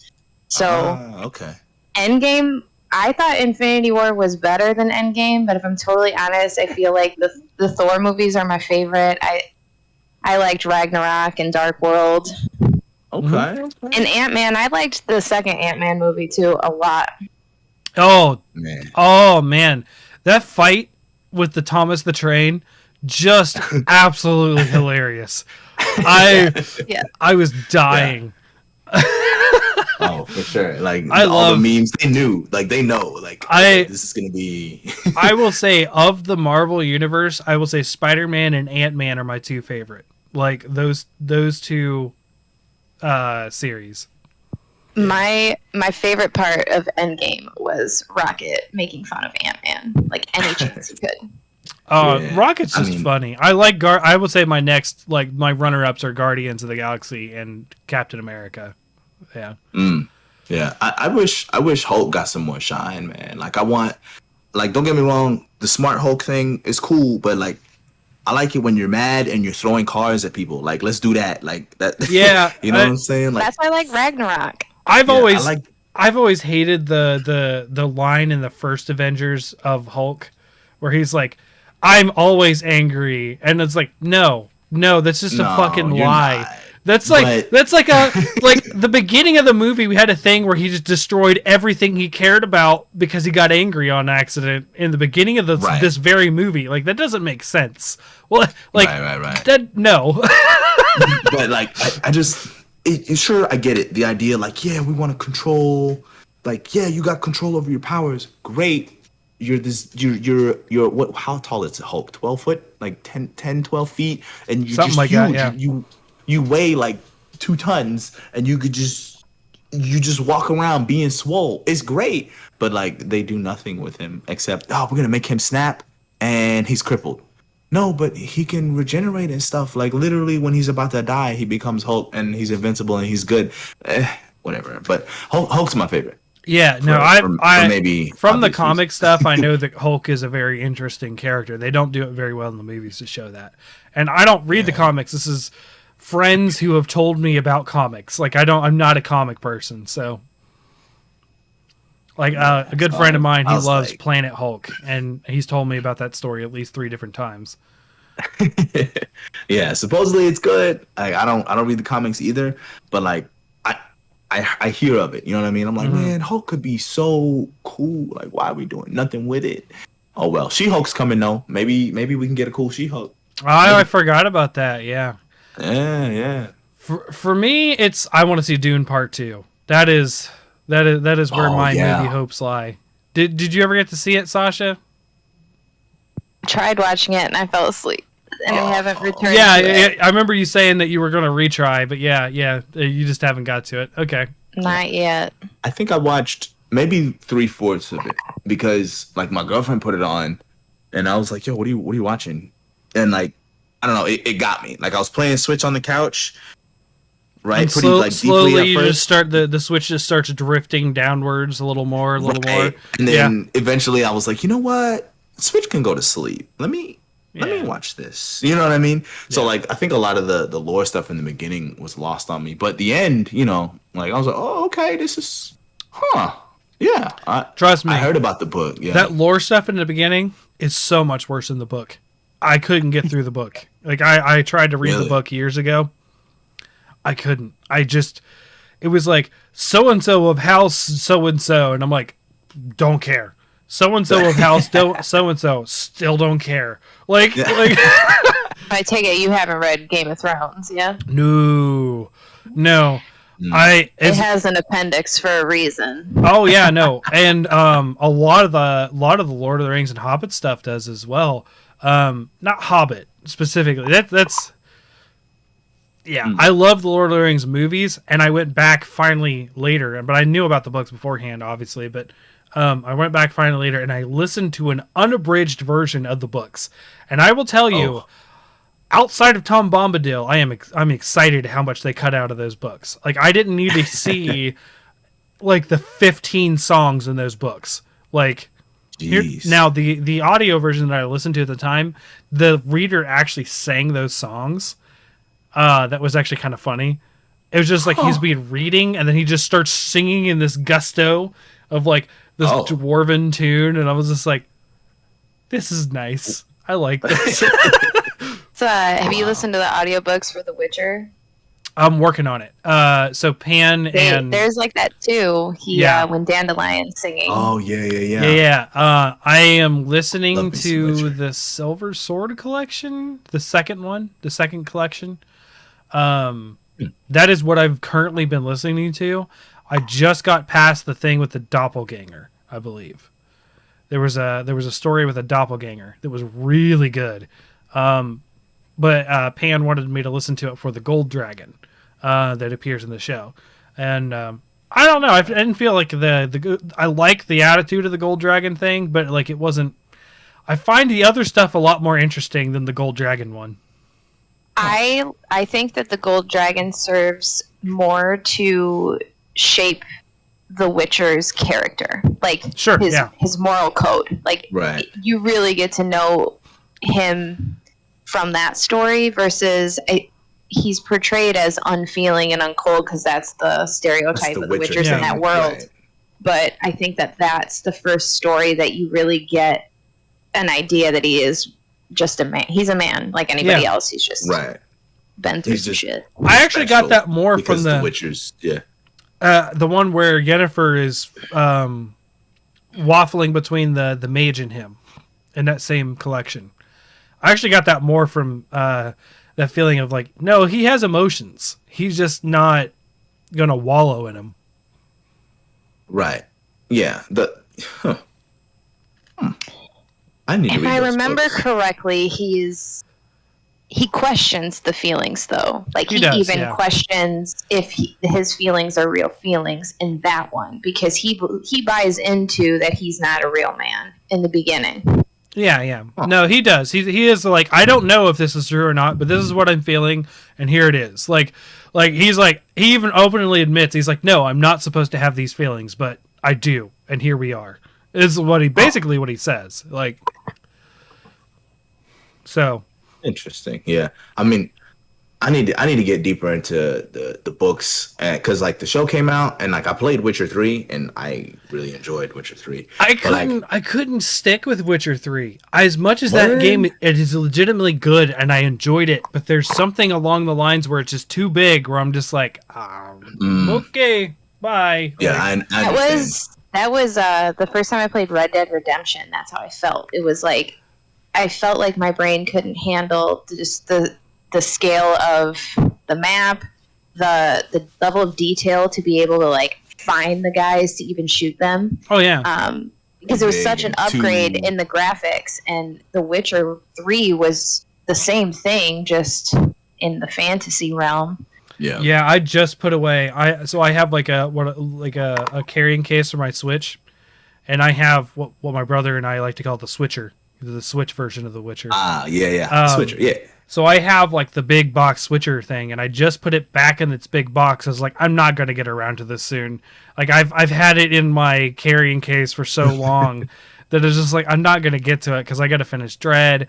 Then I got to get into like I just bought another PS5 game that I haven't even started.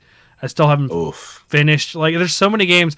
I got Backlog Jurassic going World crazy. Evolution 2. Haven't even started it. I got Dragon Age Origins. I was telling Sasha that I wanted to replay this. I haven't even started it. It's downloaded. I just haven't started it. And then Backlog going crazy. Man. this is the biggest backlog I've ever had. And it's getting Oh yeah.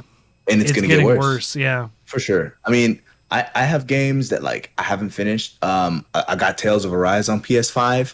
I think about That's- that game That's I what think I'm about that playing game, like, on once PS5 every after other everything day. else. Yeah. and like I just don't get around to it. Like I love it. It's great. The combat's fun, but can't get to it. It's And, like if oh, the Final Fantasy VII remake had good combat. Snap. yeah. Yes. Final Fantasy VII wasn't bad. I hate but it. I get it. Yeah, I did. No, I if you get go it. look I at get it, why. if you go look at our review, we did a review of that for Bickering Bucks. I gave it like a 3. Like I'm just so No, angry. I get at it. why. It's not for everybody. Like, and I understand, but it does what it does better. It's better than, I don't know. It's not turn based. It's action, but it still can kind of be turn based. Well, If you swap your Turn characters based can around, still be good. it's- Turn based Yeah, can oh, for still be sure. great. Yeah. Well, I don't know. Like vanilla turn based got to do something interesting. Like, can I get a press turn? Can I get a brave and default? Can I get a Octopath Traveler with the CP Oh, yeah, yeah. management? Like, it's got to be interesting. Like, I bread mean- and butter vanilla turn based. I don't know if I could do that no more, man. I mean, people still like Pokemon. That's bread and butter vanilla turn base. That is Yeah, that's true. But it's deeper than that's not like a party of 4. That's one on one. And you can kind of play like chess with the switches and the buffs Mm-hmm. and he's gonna switch into this, so I'm gonna use this, and that gets a little deep. But unless you're like me and you're just bug trainer champ and it's like, oh, there's a rock type. Well, fuck me, I guess. yeah, and then but like back to the open world thing. Yeah.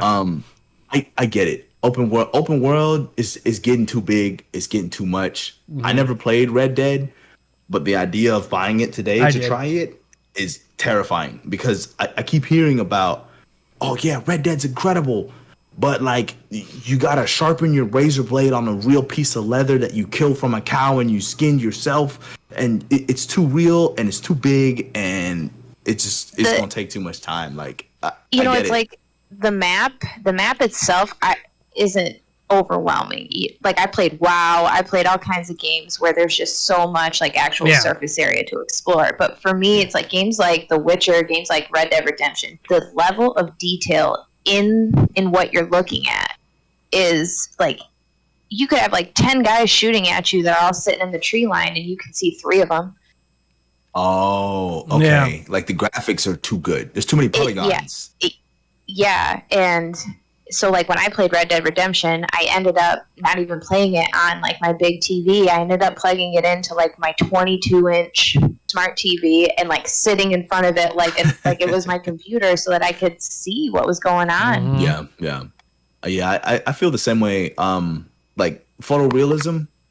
I think it was Tales of Arise. When I popped that in, when I got the demo, I was like, "Oh, this is pretty. I like this. It's bright. It's vibrant. It's 4K. It's sharp. It's clean. I know what's going on. The frame rate is solid. This is where games should go." It is beautifully voice acted. There's a lot of things. And like the cell shade, I was like, but photorealism? Fuck that. I have no intention of wanting like photorealism because like the game's gonna age quicker than it needs to, and there's less style. And like Sasha's saying, like if there are dudes hiding in trees in a forest, you can't see shit. It's too much going on. You know what I mean? My fight with realism in games is an ongoing fight. I will say the point in which I realized that realism is not for me in a game is when I was playing, what was it? Battlefield 3. And there was that giant ship wrecked in a desert, and there's a desert storm that kicks up, and you can't see shit because you're in the middle of a sandstorm. And I'm like, oh, cool. Now everyone's popped their thermal scopes, which I'm not using coincidentally right now, and I'm dead. Like, I'm just like, I don't need this level of realism. I just want to shoot. And that's... Yeah, like it's getting far, man. It's getting, like, just give me good style. Good example of this, let's go back in time a little bit. Wind Waker. When Wind Waker first dropped, everybody was like, what the heck is this? Cartoony, this is stupid. Nobody, awful, right? And then Twilight Princess comes out, and it's more in line with what people kind of wanted. But like today, everyone's like, yo, Wind Waker looks incredible. Oh, it aged so great. Everyone's eating it up because of how stylized it is. And like, it's much easier to bring to HD, brighten up the colors. Looks incredible because the style is good. And then like you look at Twilight Princess and you're like, oh yeah, that's kind of old. I can count the polygons. You know, so. Playing Wind Waker. You remember playing Wind Waker? When I had it on the Wii U? Mm-hmm. Yeah. Hey, TJ's back. yeah. I was like, wait, what's that other one? I was like, oh no. Did my kid show? No. Okay, good. Nah, it's mine. He's here with us. But yeah, man, like I don't know. I'm not down with the realism stuff. I just give me good style, make it look good. That being said, I got this new PC because I had to upgrade my laptop because it was struggling to capture like Switch footage, and I wanted to cap stuff off like my PS5 later. So I got the PC and then downloaded Halo, and I was like, okay, this is like the first game I've downloaded to play on PC. Like I have no idea what my machine is capable of. Sure, it's got a 3060 in there, you know what I'm saying, and it's got a i7. But I play that joint on Ultra, and on this 4K monitor at 60, I was like, ooh, this is kind of nice. I get it. I get the PC Master Race thing. I'm starting to understand it, because man, it's looking good. But like, I don't know, man. I don't need hyper realism. I don't need my game to look like real life. I live enough real life because I'm a grown ass man. If it doesn't get in the way of my gameplay, I'm perfectly fine with it. Yeah. That's a good way to be, especially as a lifelong Nintendo fan. You just got to learn that you're just not going to have the leading edge graphics. That's just a fact of life as a Nintendo fan. Yeah, because we messed up on the GameCube. We should have bought the GameCube because that was the last time. I did buy the GameCube. Nintendo was trying to flex like, yo, we got the hardware. What's up, baby? And nobody bought it. So then they said, let's do something else. I was all over Luigi's Mansion and Pikmin. Those were like my jam. Oh, did fun games. This might be a little adult for TJ, I guess. I don't know. I can take the headphones out real quick. Yeah, he can take the headphones out. It's not over a speaker. What's up, man? Go ahead. So, funny story about when I got my GameCube for Christmas that year. I was all excited to get it. I was so happy. And I got Luigi's Mansion 3 and Pikmin. And I was sitting beside this kid that I didn't know that well on the bus, but we were becoming friends. and he was like, "Hey, dude, what'd you get for Christmas?" Like, "I get a GameCube." He's like, "Oh, that's sweet." And I was like, "What'd you do?" He's like, "I drank cocaine for the first time." And I was like, Oh, "What? where did that come from, yo? What?" Oh man, this poor kid. I mean, his dad Dang. gave it to him as a Christmas present. That's literally what happened. I was just like, "Oh my god." Yo, This you gotta explains why you have a relax. tattoo and we're in 8th grade. Oh my Oh gosh. wow, So that's like, nuts. oh, it was so I will always associate the GameCube with that kid. Just like, just a reminder of like how much worse life could be. Yeah, I got the I got the image of the Chappelle show with the Tyrone and with the Oh That's man. crazy. Oh, that poor Wow. kid. Like people picked on him at school too. Like he was legitimately scary too. Like he beat up a teacher to get to a kid. It was nuts. Like, Oh, and it's just like my buddy on the school bus. Like for me, people were like, "Why do you hang out with him?" Like literally, they're assigned seats. I have to sit next to him. I have to sit here. It's Yeah, not that I don't have a hate him. choice. You should give him a chance. But like, But still, man, that's nutty, dude. yeah, That's crazy. I mean, I don't know. Everyone is everyone's fighting a battle you know nothing about, man. You know, be nice to people. yeah, I know. And Like, that's crazy.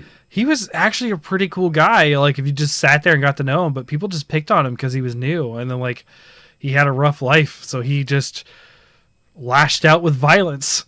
He did not. Sucks so bad. I think he ended up getting expelled because I mean he beat up a teacher. Like That's nuts. it was nuts. And It kind of reminds me of my cousin. My Yeah. cousin. So I'm Jamaican, right? So like all of my I'm like first generation here. Like mom and dad, born raised Jamaicans. They made it to the first world. Shout out mom and dad. They did a lot. So I'm born in Canada. Actually, I was born in Canada, but I now live in the U.S. Great.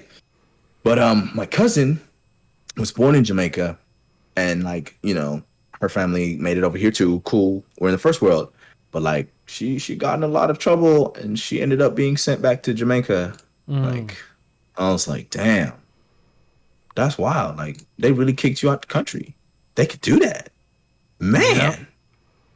Oof. yeah, like- my ex is Hispanic, and she had a lot of family members who were illegal. So it was always a big deal when someone got sent back home, because it was like For sure. one of the guys, he had like a whole family and stuff, and it's just like he was the sole provider and he's gone.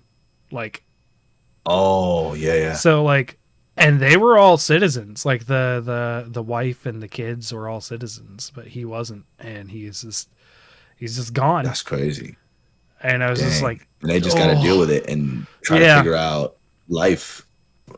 yeah, again, we That's won't get rough. into the politics of deportation and stuff here, but like it was it's a it real was thing, it like- was rough. It was a rough day.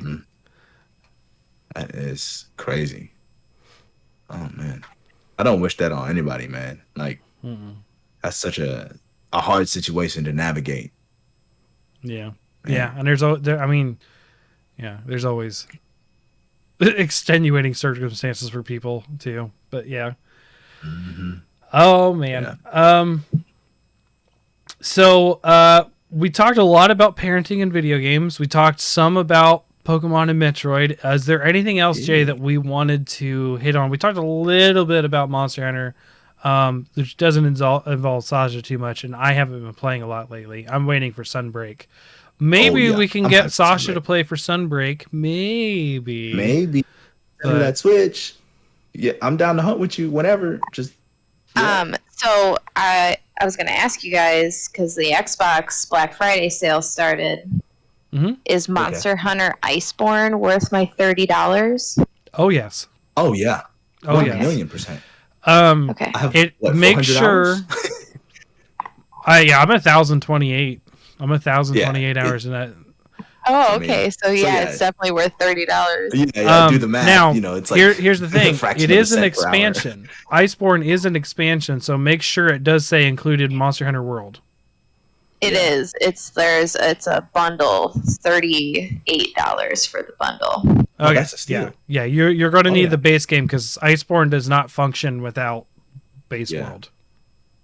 Yeah, I have. Yep, I, have I no just went regrets. through. I just went through the very long Black Friday list Mm. Oh yeah, okay, to So pick out things of particular interest. so okay. I was talking about, my ex family and that kind of stuff. That reminds me, Black Friday. My ex in law is coming over. My ex sister in law is coming over to visit. Okay, that's interesting. Go on. Mostly to see my kids, because she's not. Okay, She's gonna makes be. She's gonna be in Mexico with her husband's family. Okay. For Christmas, so they won't be able to see the kids then. So they were going to be in town because they're in Texas also. They live in Texas, so Oh, they're okay. coming up to visit in Thanksgiving, and they're like, "Hey, we want to see the girls." But yeah, they're coming on Black Friday. We just set this up today, and then Oh. but Black Friday shopping for me is literally going to be the new Guardians of the Galaxy game, I think, and that's it because it's okay. half price at the local game Already? store. Well, I don't know if there's an online thing for it, but yeah, the new Guardians of the Galaxy, I'm going to get it for PS5 because as much as I like Switch, I have enough to play for it. I don't need to play that on Switch. Right. Yeah. I don't know. I mean, New Guardians of the Galaxy. It looks interesting. Yeah. it does. It looks like. I mean, I know Squeenix is only the publisher, but they also published Avengers, and it's like, it kind of seems like they learned their lesson from it. You know what I mean? Like it looking at the reviews and stuff, it looks like a decent single player focused, play the game, enjoy Yeah. the game, rather than try to squeeze every dollar out of the consumer as possible. You know what I mean? Yeah. So Is the looks Avengers that promising. did that? Is Yeah, it- the Avengers was like, yeah, we're live service and always online and multiplayer and There's I don't know. There's a lot of problems with it. There is a Apparently. I haven't value played it. in games as a service, and Monster Hunter I think does it well, but it doesn't require you to be online to do that. You know what I mean? Yeah. Like they Yeah. release content for months they're out. Although, like I said, I'm done with Rise until Sunbreak because I'm just tired of the true RNG for crown hunting right now. So Oh yeah. um, I mean, yeah, Monster Hunter could have an incredible model for games as a service, right? Because well, imagine in it the does. future- It does for a year Yeah. essentially. yeah, like imagine in the future they drop a big Monster Hunter game, and this is the game. You can play it on these platforms. We'll be updating it for X amount of time. You know what I'm saying? Like Yeah. they could truly have, these companies that come out, we're gonna support this game for 10 years. Dead game quickly. You know what I'm saying? Like almost Yeah. none of them reached the 10. I think Monster Hunter could truly make 10 years of content and just do it and like for real do it. Cause like if they keep trickling in monsters and new armors and new skills and like I think they could do it. Like I think it's possible. Would it be difficult? Of course. But I think it's one of those games that like works as a service and also like not as a service, which is why I think it does so well. But Hey, maybe they'll add more weapons to Monster Hunter. Keep it yeah, going. more weapon That'll types. be the Yeah, day. right. We haven't That'll seen a be- new weapon since 4 Ultimate, and that was in 2014. Like Yeah. we've Charge Blade, Insect Glaive, man. yeah, we haven't seen a new weapon in 7 years. Yeah. I want to see Not something 7, like, sorry. No, that's right. Yeah. yeah, So- I want like a fast, blunt weapon, right? Like I'm a hammer bro, hammer main, love me, my hammer. I love hunting horn, doot. I love it. But like, can I get like, I know Tonfas existed in Frontier, but like I want like a fast, blunt weapon. You know what I'm saying? Like the Blade Masters got dual blades, sword and shield. Like, can we get like boxing gloves? Like, I would love to square up with a Rajang and punch his lights out. You know what I mean? Like, I think that would be cool as heck to see. Little Mackett. But yeah, you know what I'm saying? Like, let me get some Lil Mac action, make it different. And they can come up with something. I mean, Maybe they can Capcom, put they're in wizards. Yeah, we've had a Small blunt item that can move quickly. Yeah, something. we've had a lot of great ideas. We've talked about having like a giant chakram, like it's just a giant, like just throw this giant Oh, like ninja okay. star out at the monster and it comes back. We've talked about having a whip, like a bladed whip, like Yeah. Ivy. Oh, I'd like a whip too. Yeah, yeah. We've also talked about, and some of these are actually concepts that were just not used in the game. For instance, word? the dog that we have now was actually Yeah, an the old paladin? concept. It used to be that was a weapon, that you would have a dog that you would sick on people, kind of like in Shinobi. Oh, okay. Oh, like in Valhalla. I've been playing Assassin's Creed Valhalla. Like you can later on in the game, you get a wolf and you can sick it on people. Oh, interesting. I never played that one. So stuff like that, and then another one that we talked about. Gosh, I was thinking about it when I was talking about the dog, but I can't remember now. Anyways, yeah, we talked about like there's could be all sorts of weapons that would be really cool in the series. It just For sure. And bring them in pairs.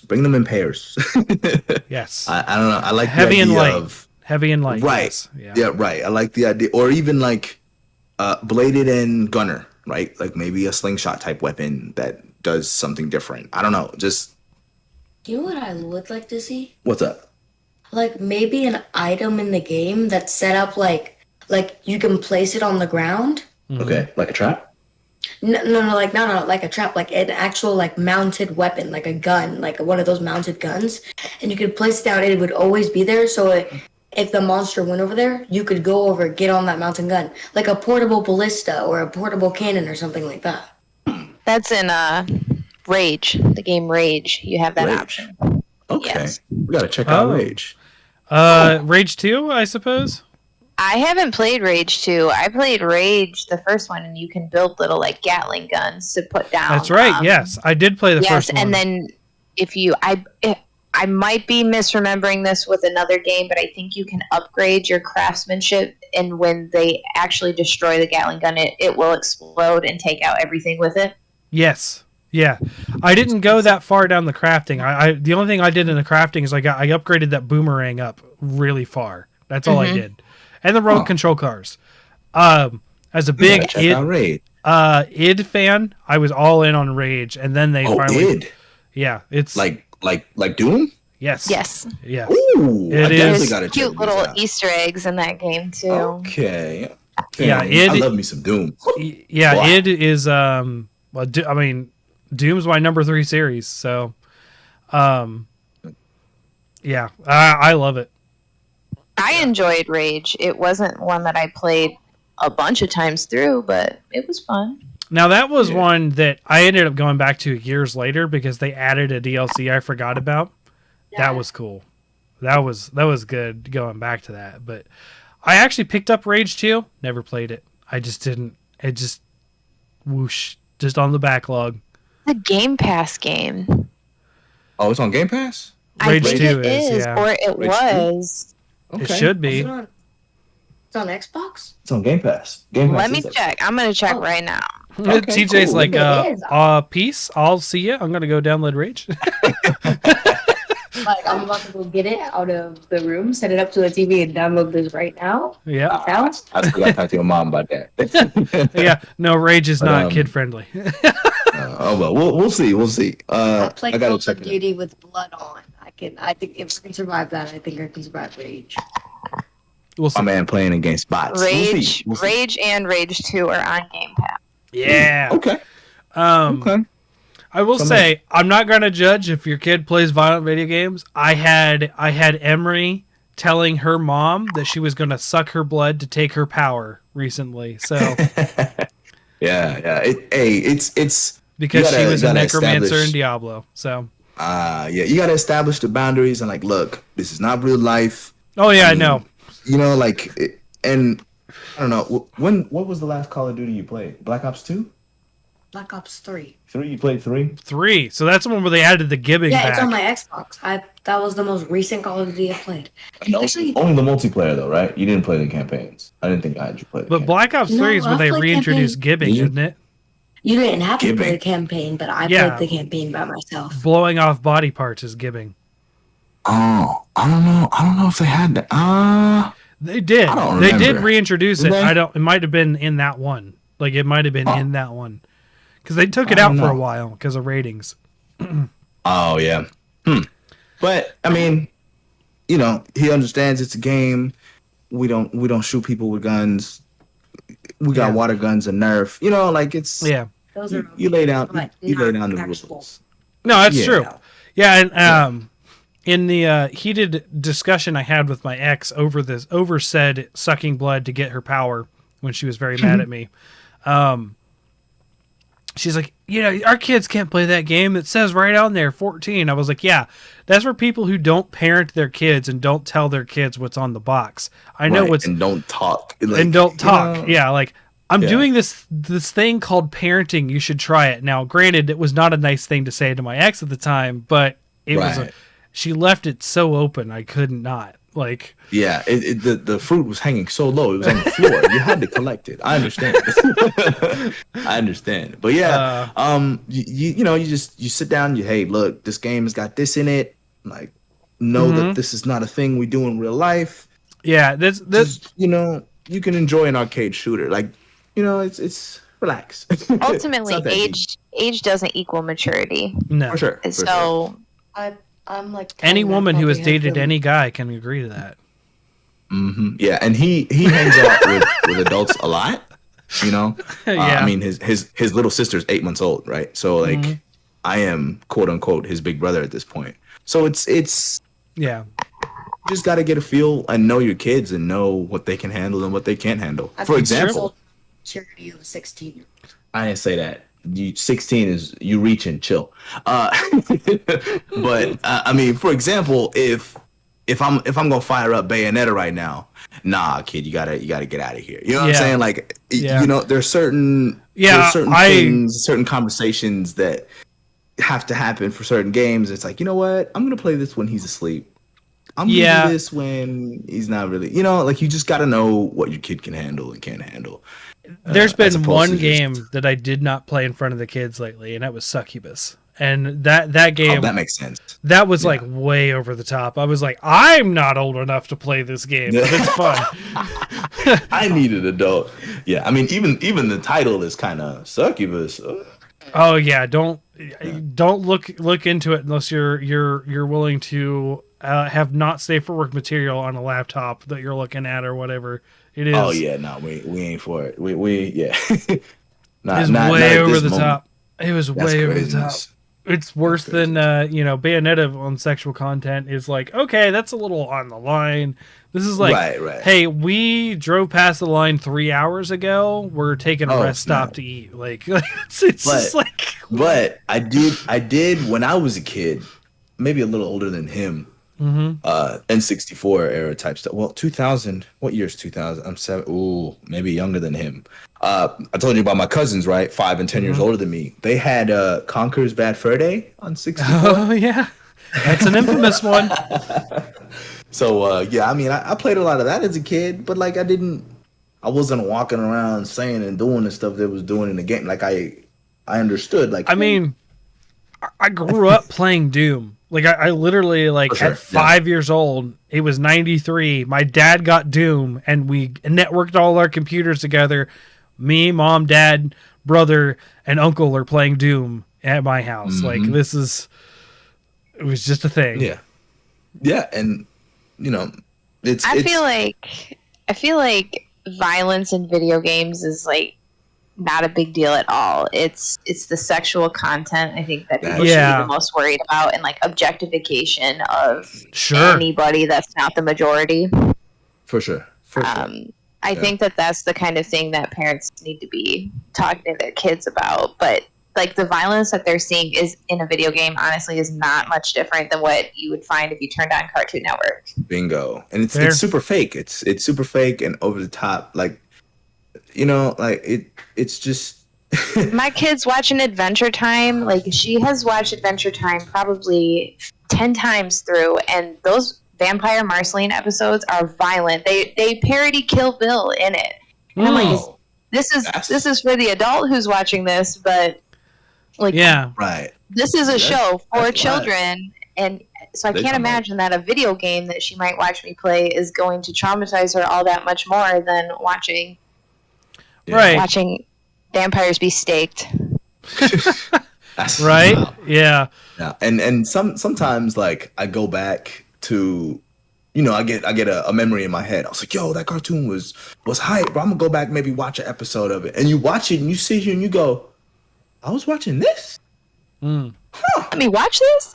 Yeah, I was like, they let me watch, huh? I mean, maybe I wasn't old enough to get it, you know, but wow. You know, like the innocent mind, like it just does. I mean, consume the media completely different based on the experiences you have. You know, my favorite kid cartoon, The Land Before Time. Mom gets fucked up by a T-Rex and dies. He watches his mom die in the rain. That's traumatizing. Yeah, I read a really interesting article by Neil Gaiman, and he said that like things that when we look at it through the lens as adults, that like this is horrifying, this is scary, this is traumatic, that as children, where that innocent lens, they're not afraid in the same way that we are. Like Coraline itself, I don't know if you're familiar with that story, but like Coraline's really creepy. Like that creeped me out as an adult. Us as adults, because we have so much more of a life experience and like all of the possible things that could go wrong with this other mother thing that we reference when we look at the story. But then children hearing it is just like, oh well, what would happen if like this wish I had did come true? And I could see differently. Yeah. I could see that kids would just look at it differently. I mean, I can see that in my own kids and my own stuff, even my own mentality when I was younger, because like I could see that it being like, oh, other mom, like, okay, my girls, you know, like I said, I've mentioned to kids a few times, I'm divorced. My ex has remarried since, and like as a kid, that was not even like my parents are still together, but like people getting divorced and like stuff, like as kids, people were like, yeah, whatever, it just happened. It wasn't like a lot of TV shows and stuff show that as like ultra traumatic and stuff like that, but like when they're as young as my kids, they're just like, yeah, no, I just have two daddies. That's literally what they told me. It's like, that's it. You and other daddy. And I'm like, cool, fine. Like, I'm not. But some people are like, you really let them call him that? I'm like, I mean, if it helps, like, I don't. What does it matter? Yeah, like, the guy's a good dude. Like, I'm not. Like, yeah, I like him a lot more than my ex. I'm sorry for him, not for her. That's like, wild. But like, yeah. It's just like kids are resilient, but that was another thing is like, just going through that process during the divorce. Someone was telling me who had gone through a similar issue that I was at the time. They ended up making it through. Him and his wife had made amends and stayed together, and whereas I did not, obviously. But someone was trying to tell me, well, yeah, kids are resilient. You know, they could emotionally lose an arm and grow it back. Like the kids are fine. He's like, yeah, but I don't want them to lose that arm in the first place. Like emotionally was his point. And I was like, right. I get it. I mean, I wasn't the one who brought this on. So like but you know, like it's just like kids can put up a lot. And if you just guide them through it, it works out. Like you don't like, because of me playing Diablo with the kids, like this is the worst game, quote unquote, that I have played with them, and this is what, you know, she got angry over was, right. You know, like they're like people dying. Like I talked last week about, oh, she nodded off again, like the skeleton that you pat the head, the head comes off, and like it can be gruesome. It's dark. Diablo's dark. Even Diablo 3, as much as people debate if you read between the lines and look for it, but you can make it. Well, it's overtly dark too. Like it's like you walk into like the expansion has piles of dead bodies stacked in the streets. Like, oh, that's crazy. Okay. It's just, but like the girls know, A, it's fake, and B, I've told them about the story of the game. It's like, okay, these aren't real demons. Like these are just like a made up world, and like in this world, this is why this happens and this kind of thing. But it's not real. None of this is real. Right. And you know, we joke around about my daughter being a barbarian because she's very bombastic and flips tables. She did that once. She flipped an end table just to see if she could, and she did. She was 3 too. Like my wow. younger one. So like, we talk, I always talk to them about that kind of stuff. But Cece, she's turning out to be like a horror nerd immediately. Like we're watching like Nuke's top 5 like scary ghost videos and stuff. Oh, And okay. like That show. I do can't love that. I cannot. That show is hilarious to me. If you ever go see this, right now, me as like an entire skeptic, this thing is entirely just hilarious to me. I like. Because you don't buy any of it. I don't buy any. The worst offender was this like teenager. He's like 15, right? He's like I heard something outside. I heard something outside. He has like a second floor balcony, right? He's the second floor of his house. So he's got this giant gaming chair, way nicer than mine, like all the way up to the back and that kind of thing. And he runs outside and he's like, no one's here. And he looks in his window and he sees this figure in his room. He's like, oh my God. And I was like, dude, it was your gaming chair. It didn't even move. Like, Oh man, And I, like- freaked himself out. yeah. And Cece's like, oh no, it's not. And I was like, it was his chair. I rewound the video and I pointed it out. There's the headrest. Remember how it was there? And I like went back and forth and analyzed it with her, and she was like, "Oh, that's so funny." And I was like, "Yeah, see, this is why this stuff is just fake." Like, Yeah. now some of it can be legitimately creepy as fake as it is, but like she gets into that, and my other daughter, no, she's like, phony. I want to watch the phone. I'm not watching that. Show me phony. That's funny. Dang. Oh, Yeah, jeez. I don't know. I don't watch a lot of TV these days, man. I see. I've been especially, watching reality, more. Yeah. especially like reality TV. Sometimes I'm looking at it and I could just like feel the producer. Hey, Oh, sure, yeah. Do this. Hey, guys, let's do this. Like you could. I'm like, this is not reality. This is not how a sane person would react. Like, yeah. like this is not how people interact with people. Why are you lying to me? Don't lie to me, bro. Like, yeah, reality TV. Check out the next drama. I was like, nobody likes drama. Like, stop it. Don't do that. Just don't try to sell me on yeah. that, man. No, I lately, because I've been doing more of the art stuff, I have the art station like right here. So I'm drawing, and this screen that I'm looking at, we have the with you guys on, will be like a movie lately. So I've actually been watching a lot more lately because of the art. Okay. But aside from that, it's all gaming. Like I don't get to watch. So For sure. I've done a lot of Netflix holiday movies already. Because there's not Already? yeah. Oh man. Yeah, there's a really Holiday. good one called Love Hard that's like about someone who catfishes someone on a dating site.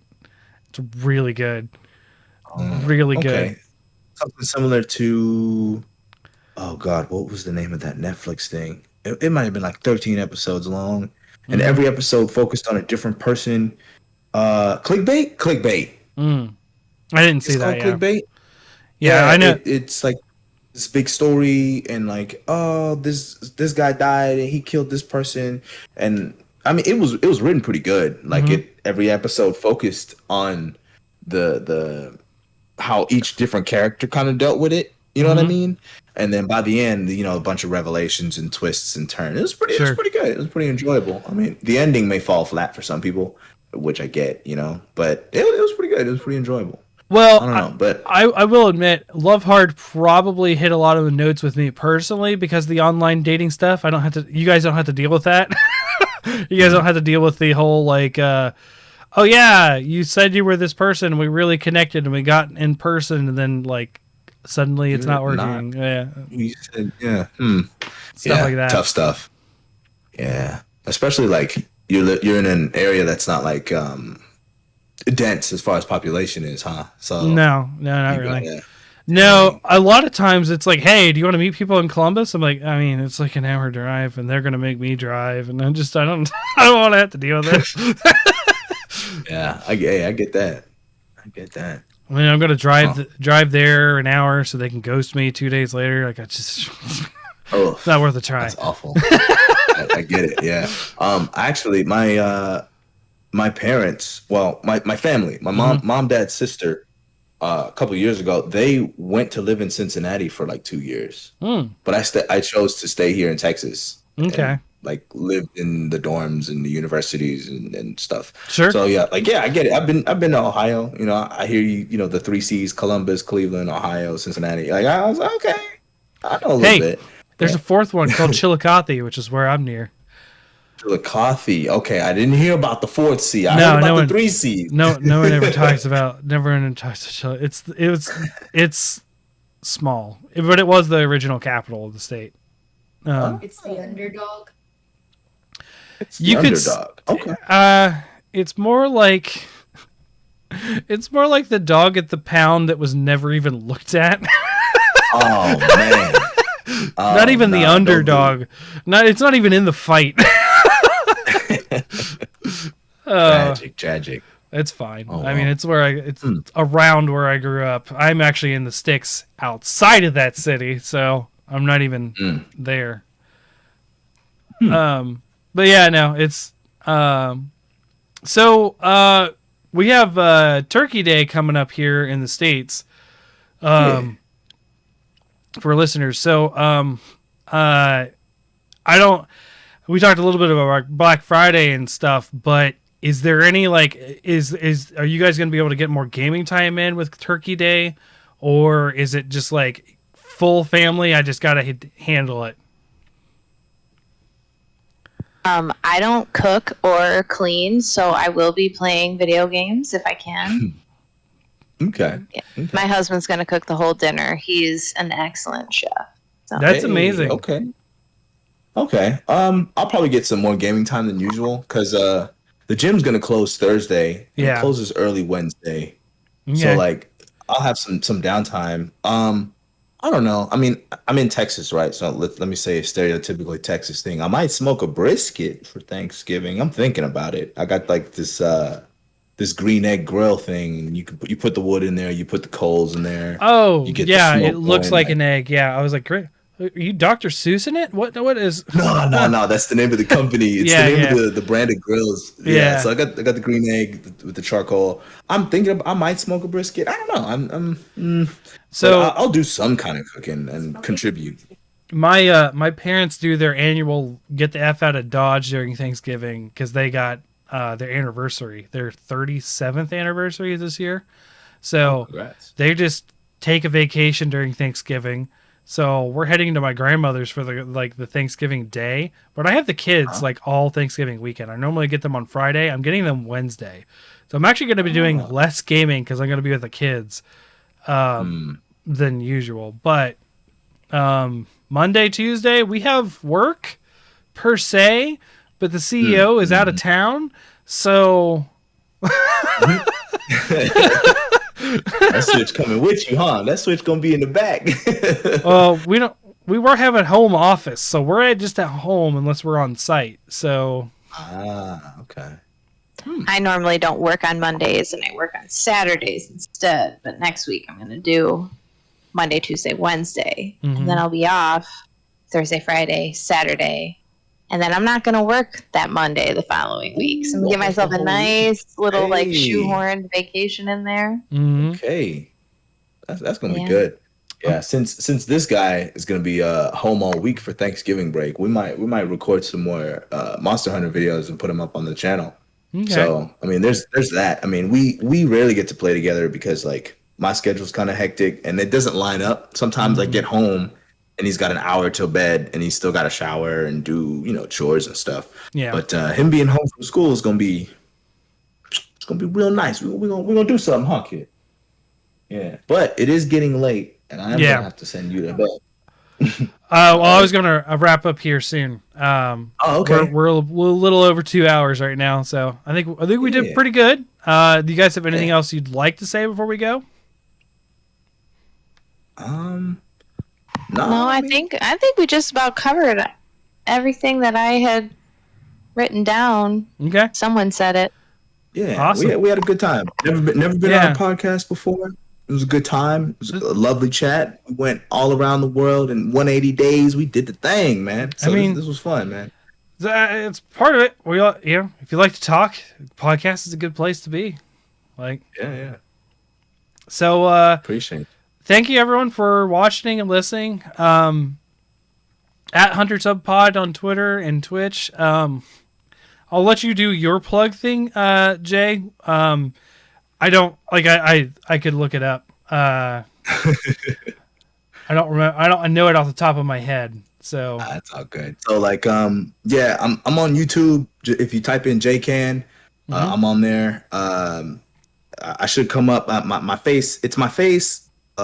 In front of a Canadian flag that's Jamaican colors because I'm Jamaican-Canadian because you know what I'm saying? That's the thing. On Twitter at Joycon_J.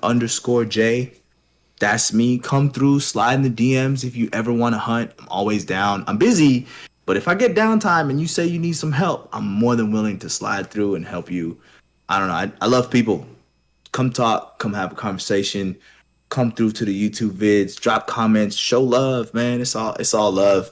Ever since this TJ's still here with me. Ever since we started up the channel almost a year now, January 30th, it's been nothing but love and greatness, and it's crazy, man. The amount of support that comes through. I mean, thank you for having us. Thank you for having me. This is a great time. I love it. yeah, I'm always glad to have new people on. Talk about new things. I'm glad you were able to come on today. Ace is MIA for Thanksgiving shenanigans already. He's Oh yeah. he's out with family, I think, in Michigan, he said. So Ooh, okay. All right. Well, On my parts right now, huh? yeah. So I think that's where he's at. It could have been a work thing, but he's definitely in Michigan next week as well. But next week, if you guys tune in, it's going to be Sasha and I and our brothers. So we're doing a family podcast. Oh, that's going to be dope. My brother's trying to act like really cool and casual about it, but he's really, really hype. No, my brother is just like, oh, okay, I'll just be on. That's just his attitude. Is just like, sure. Yeah. I mean, he's been on a couple times, though. I asked my brother, and his voice took on this, like, higher tone of voice. He goes, "Who, me? Oh, yeah, I think I could fit it in."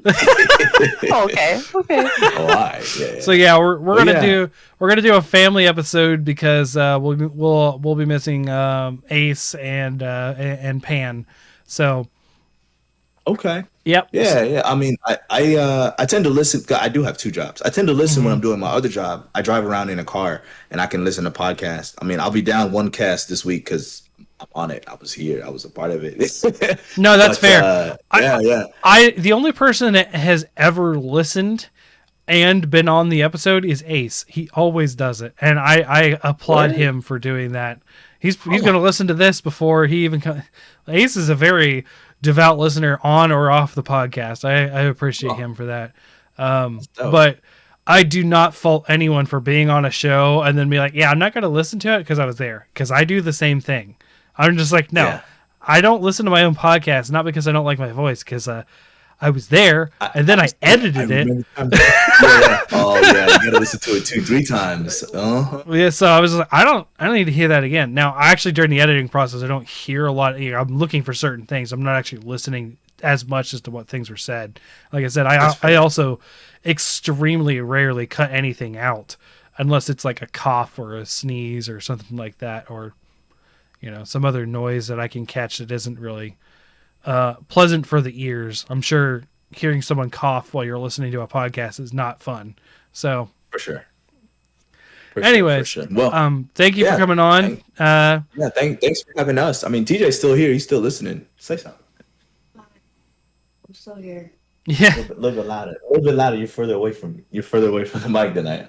Oh, hi, I'm still here. Yeah. Going to be here until I'm sent to bed. Soon. I'm gonna let you hang out till we cut it off, since we're here at the end. You made it through.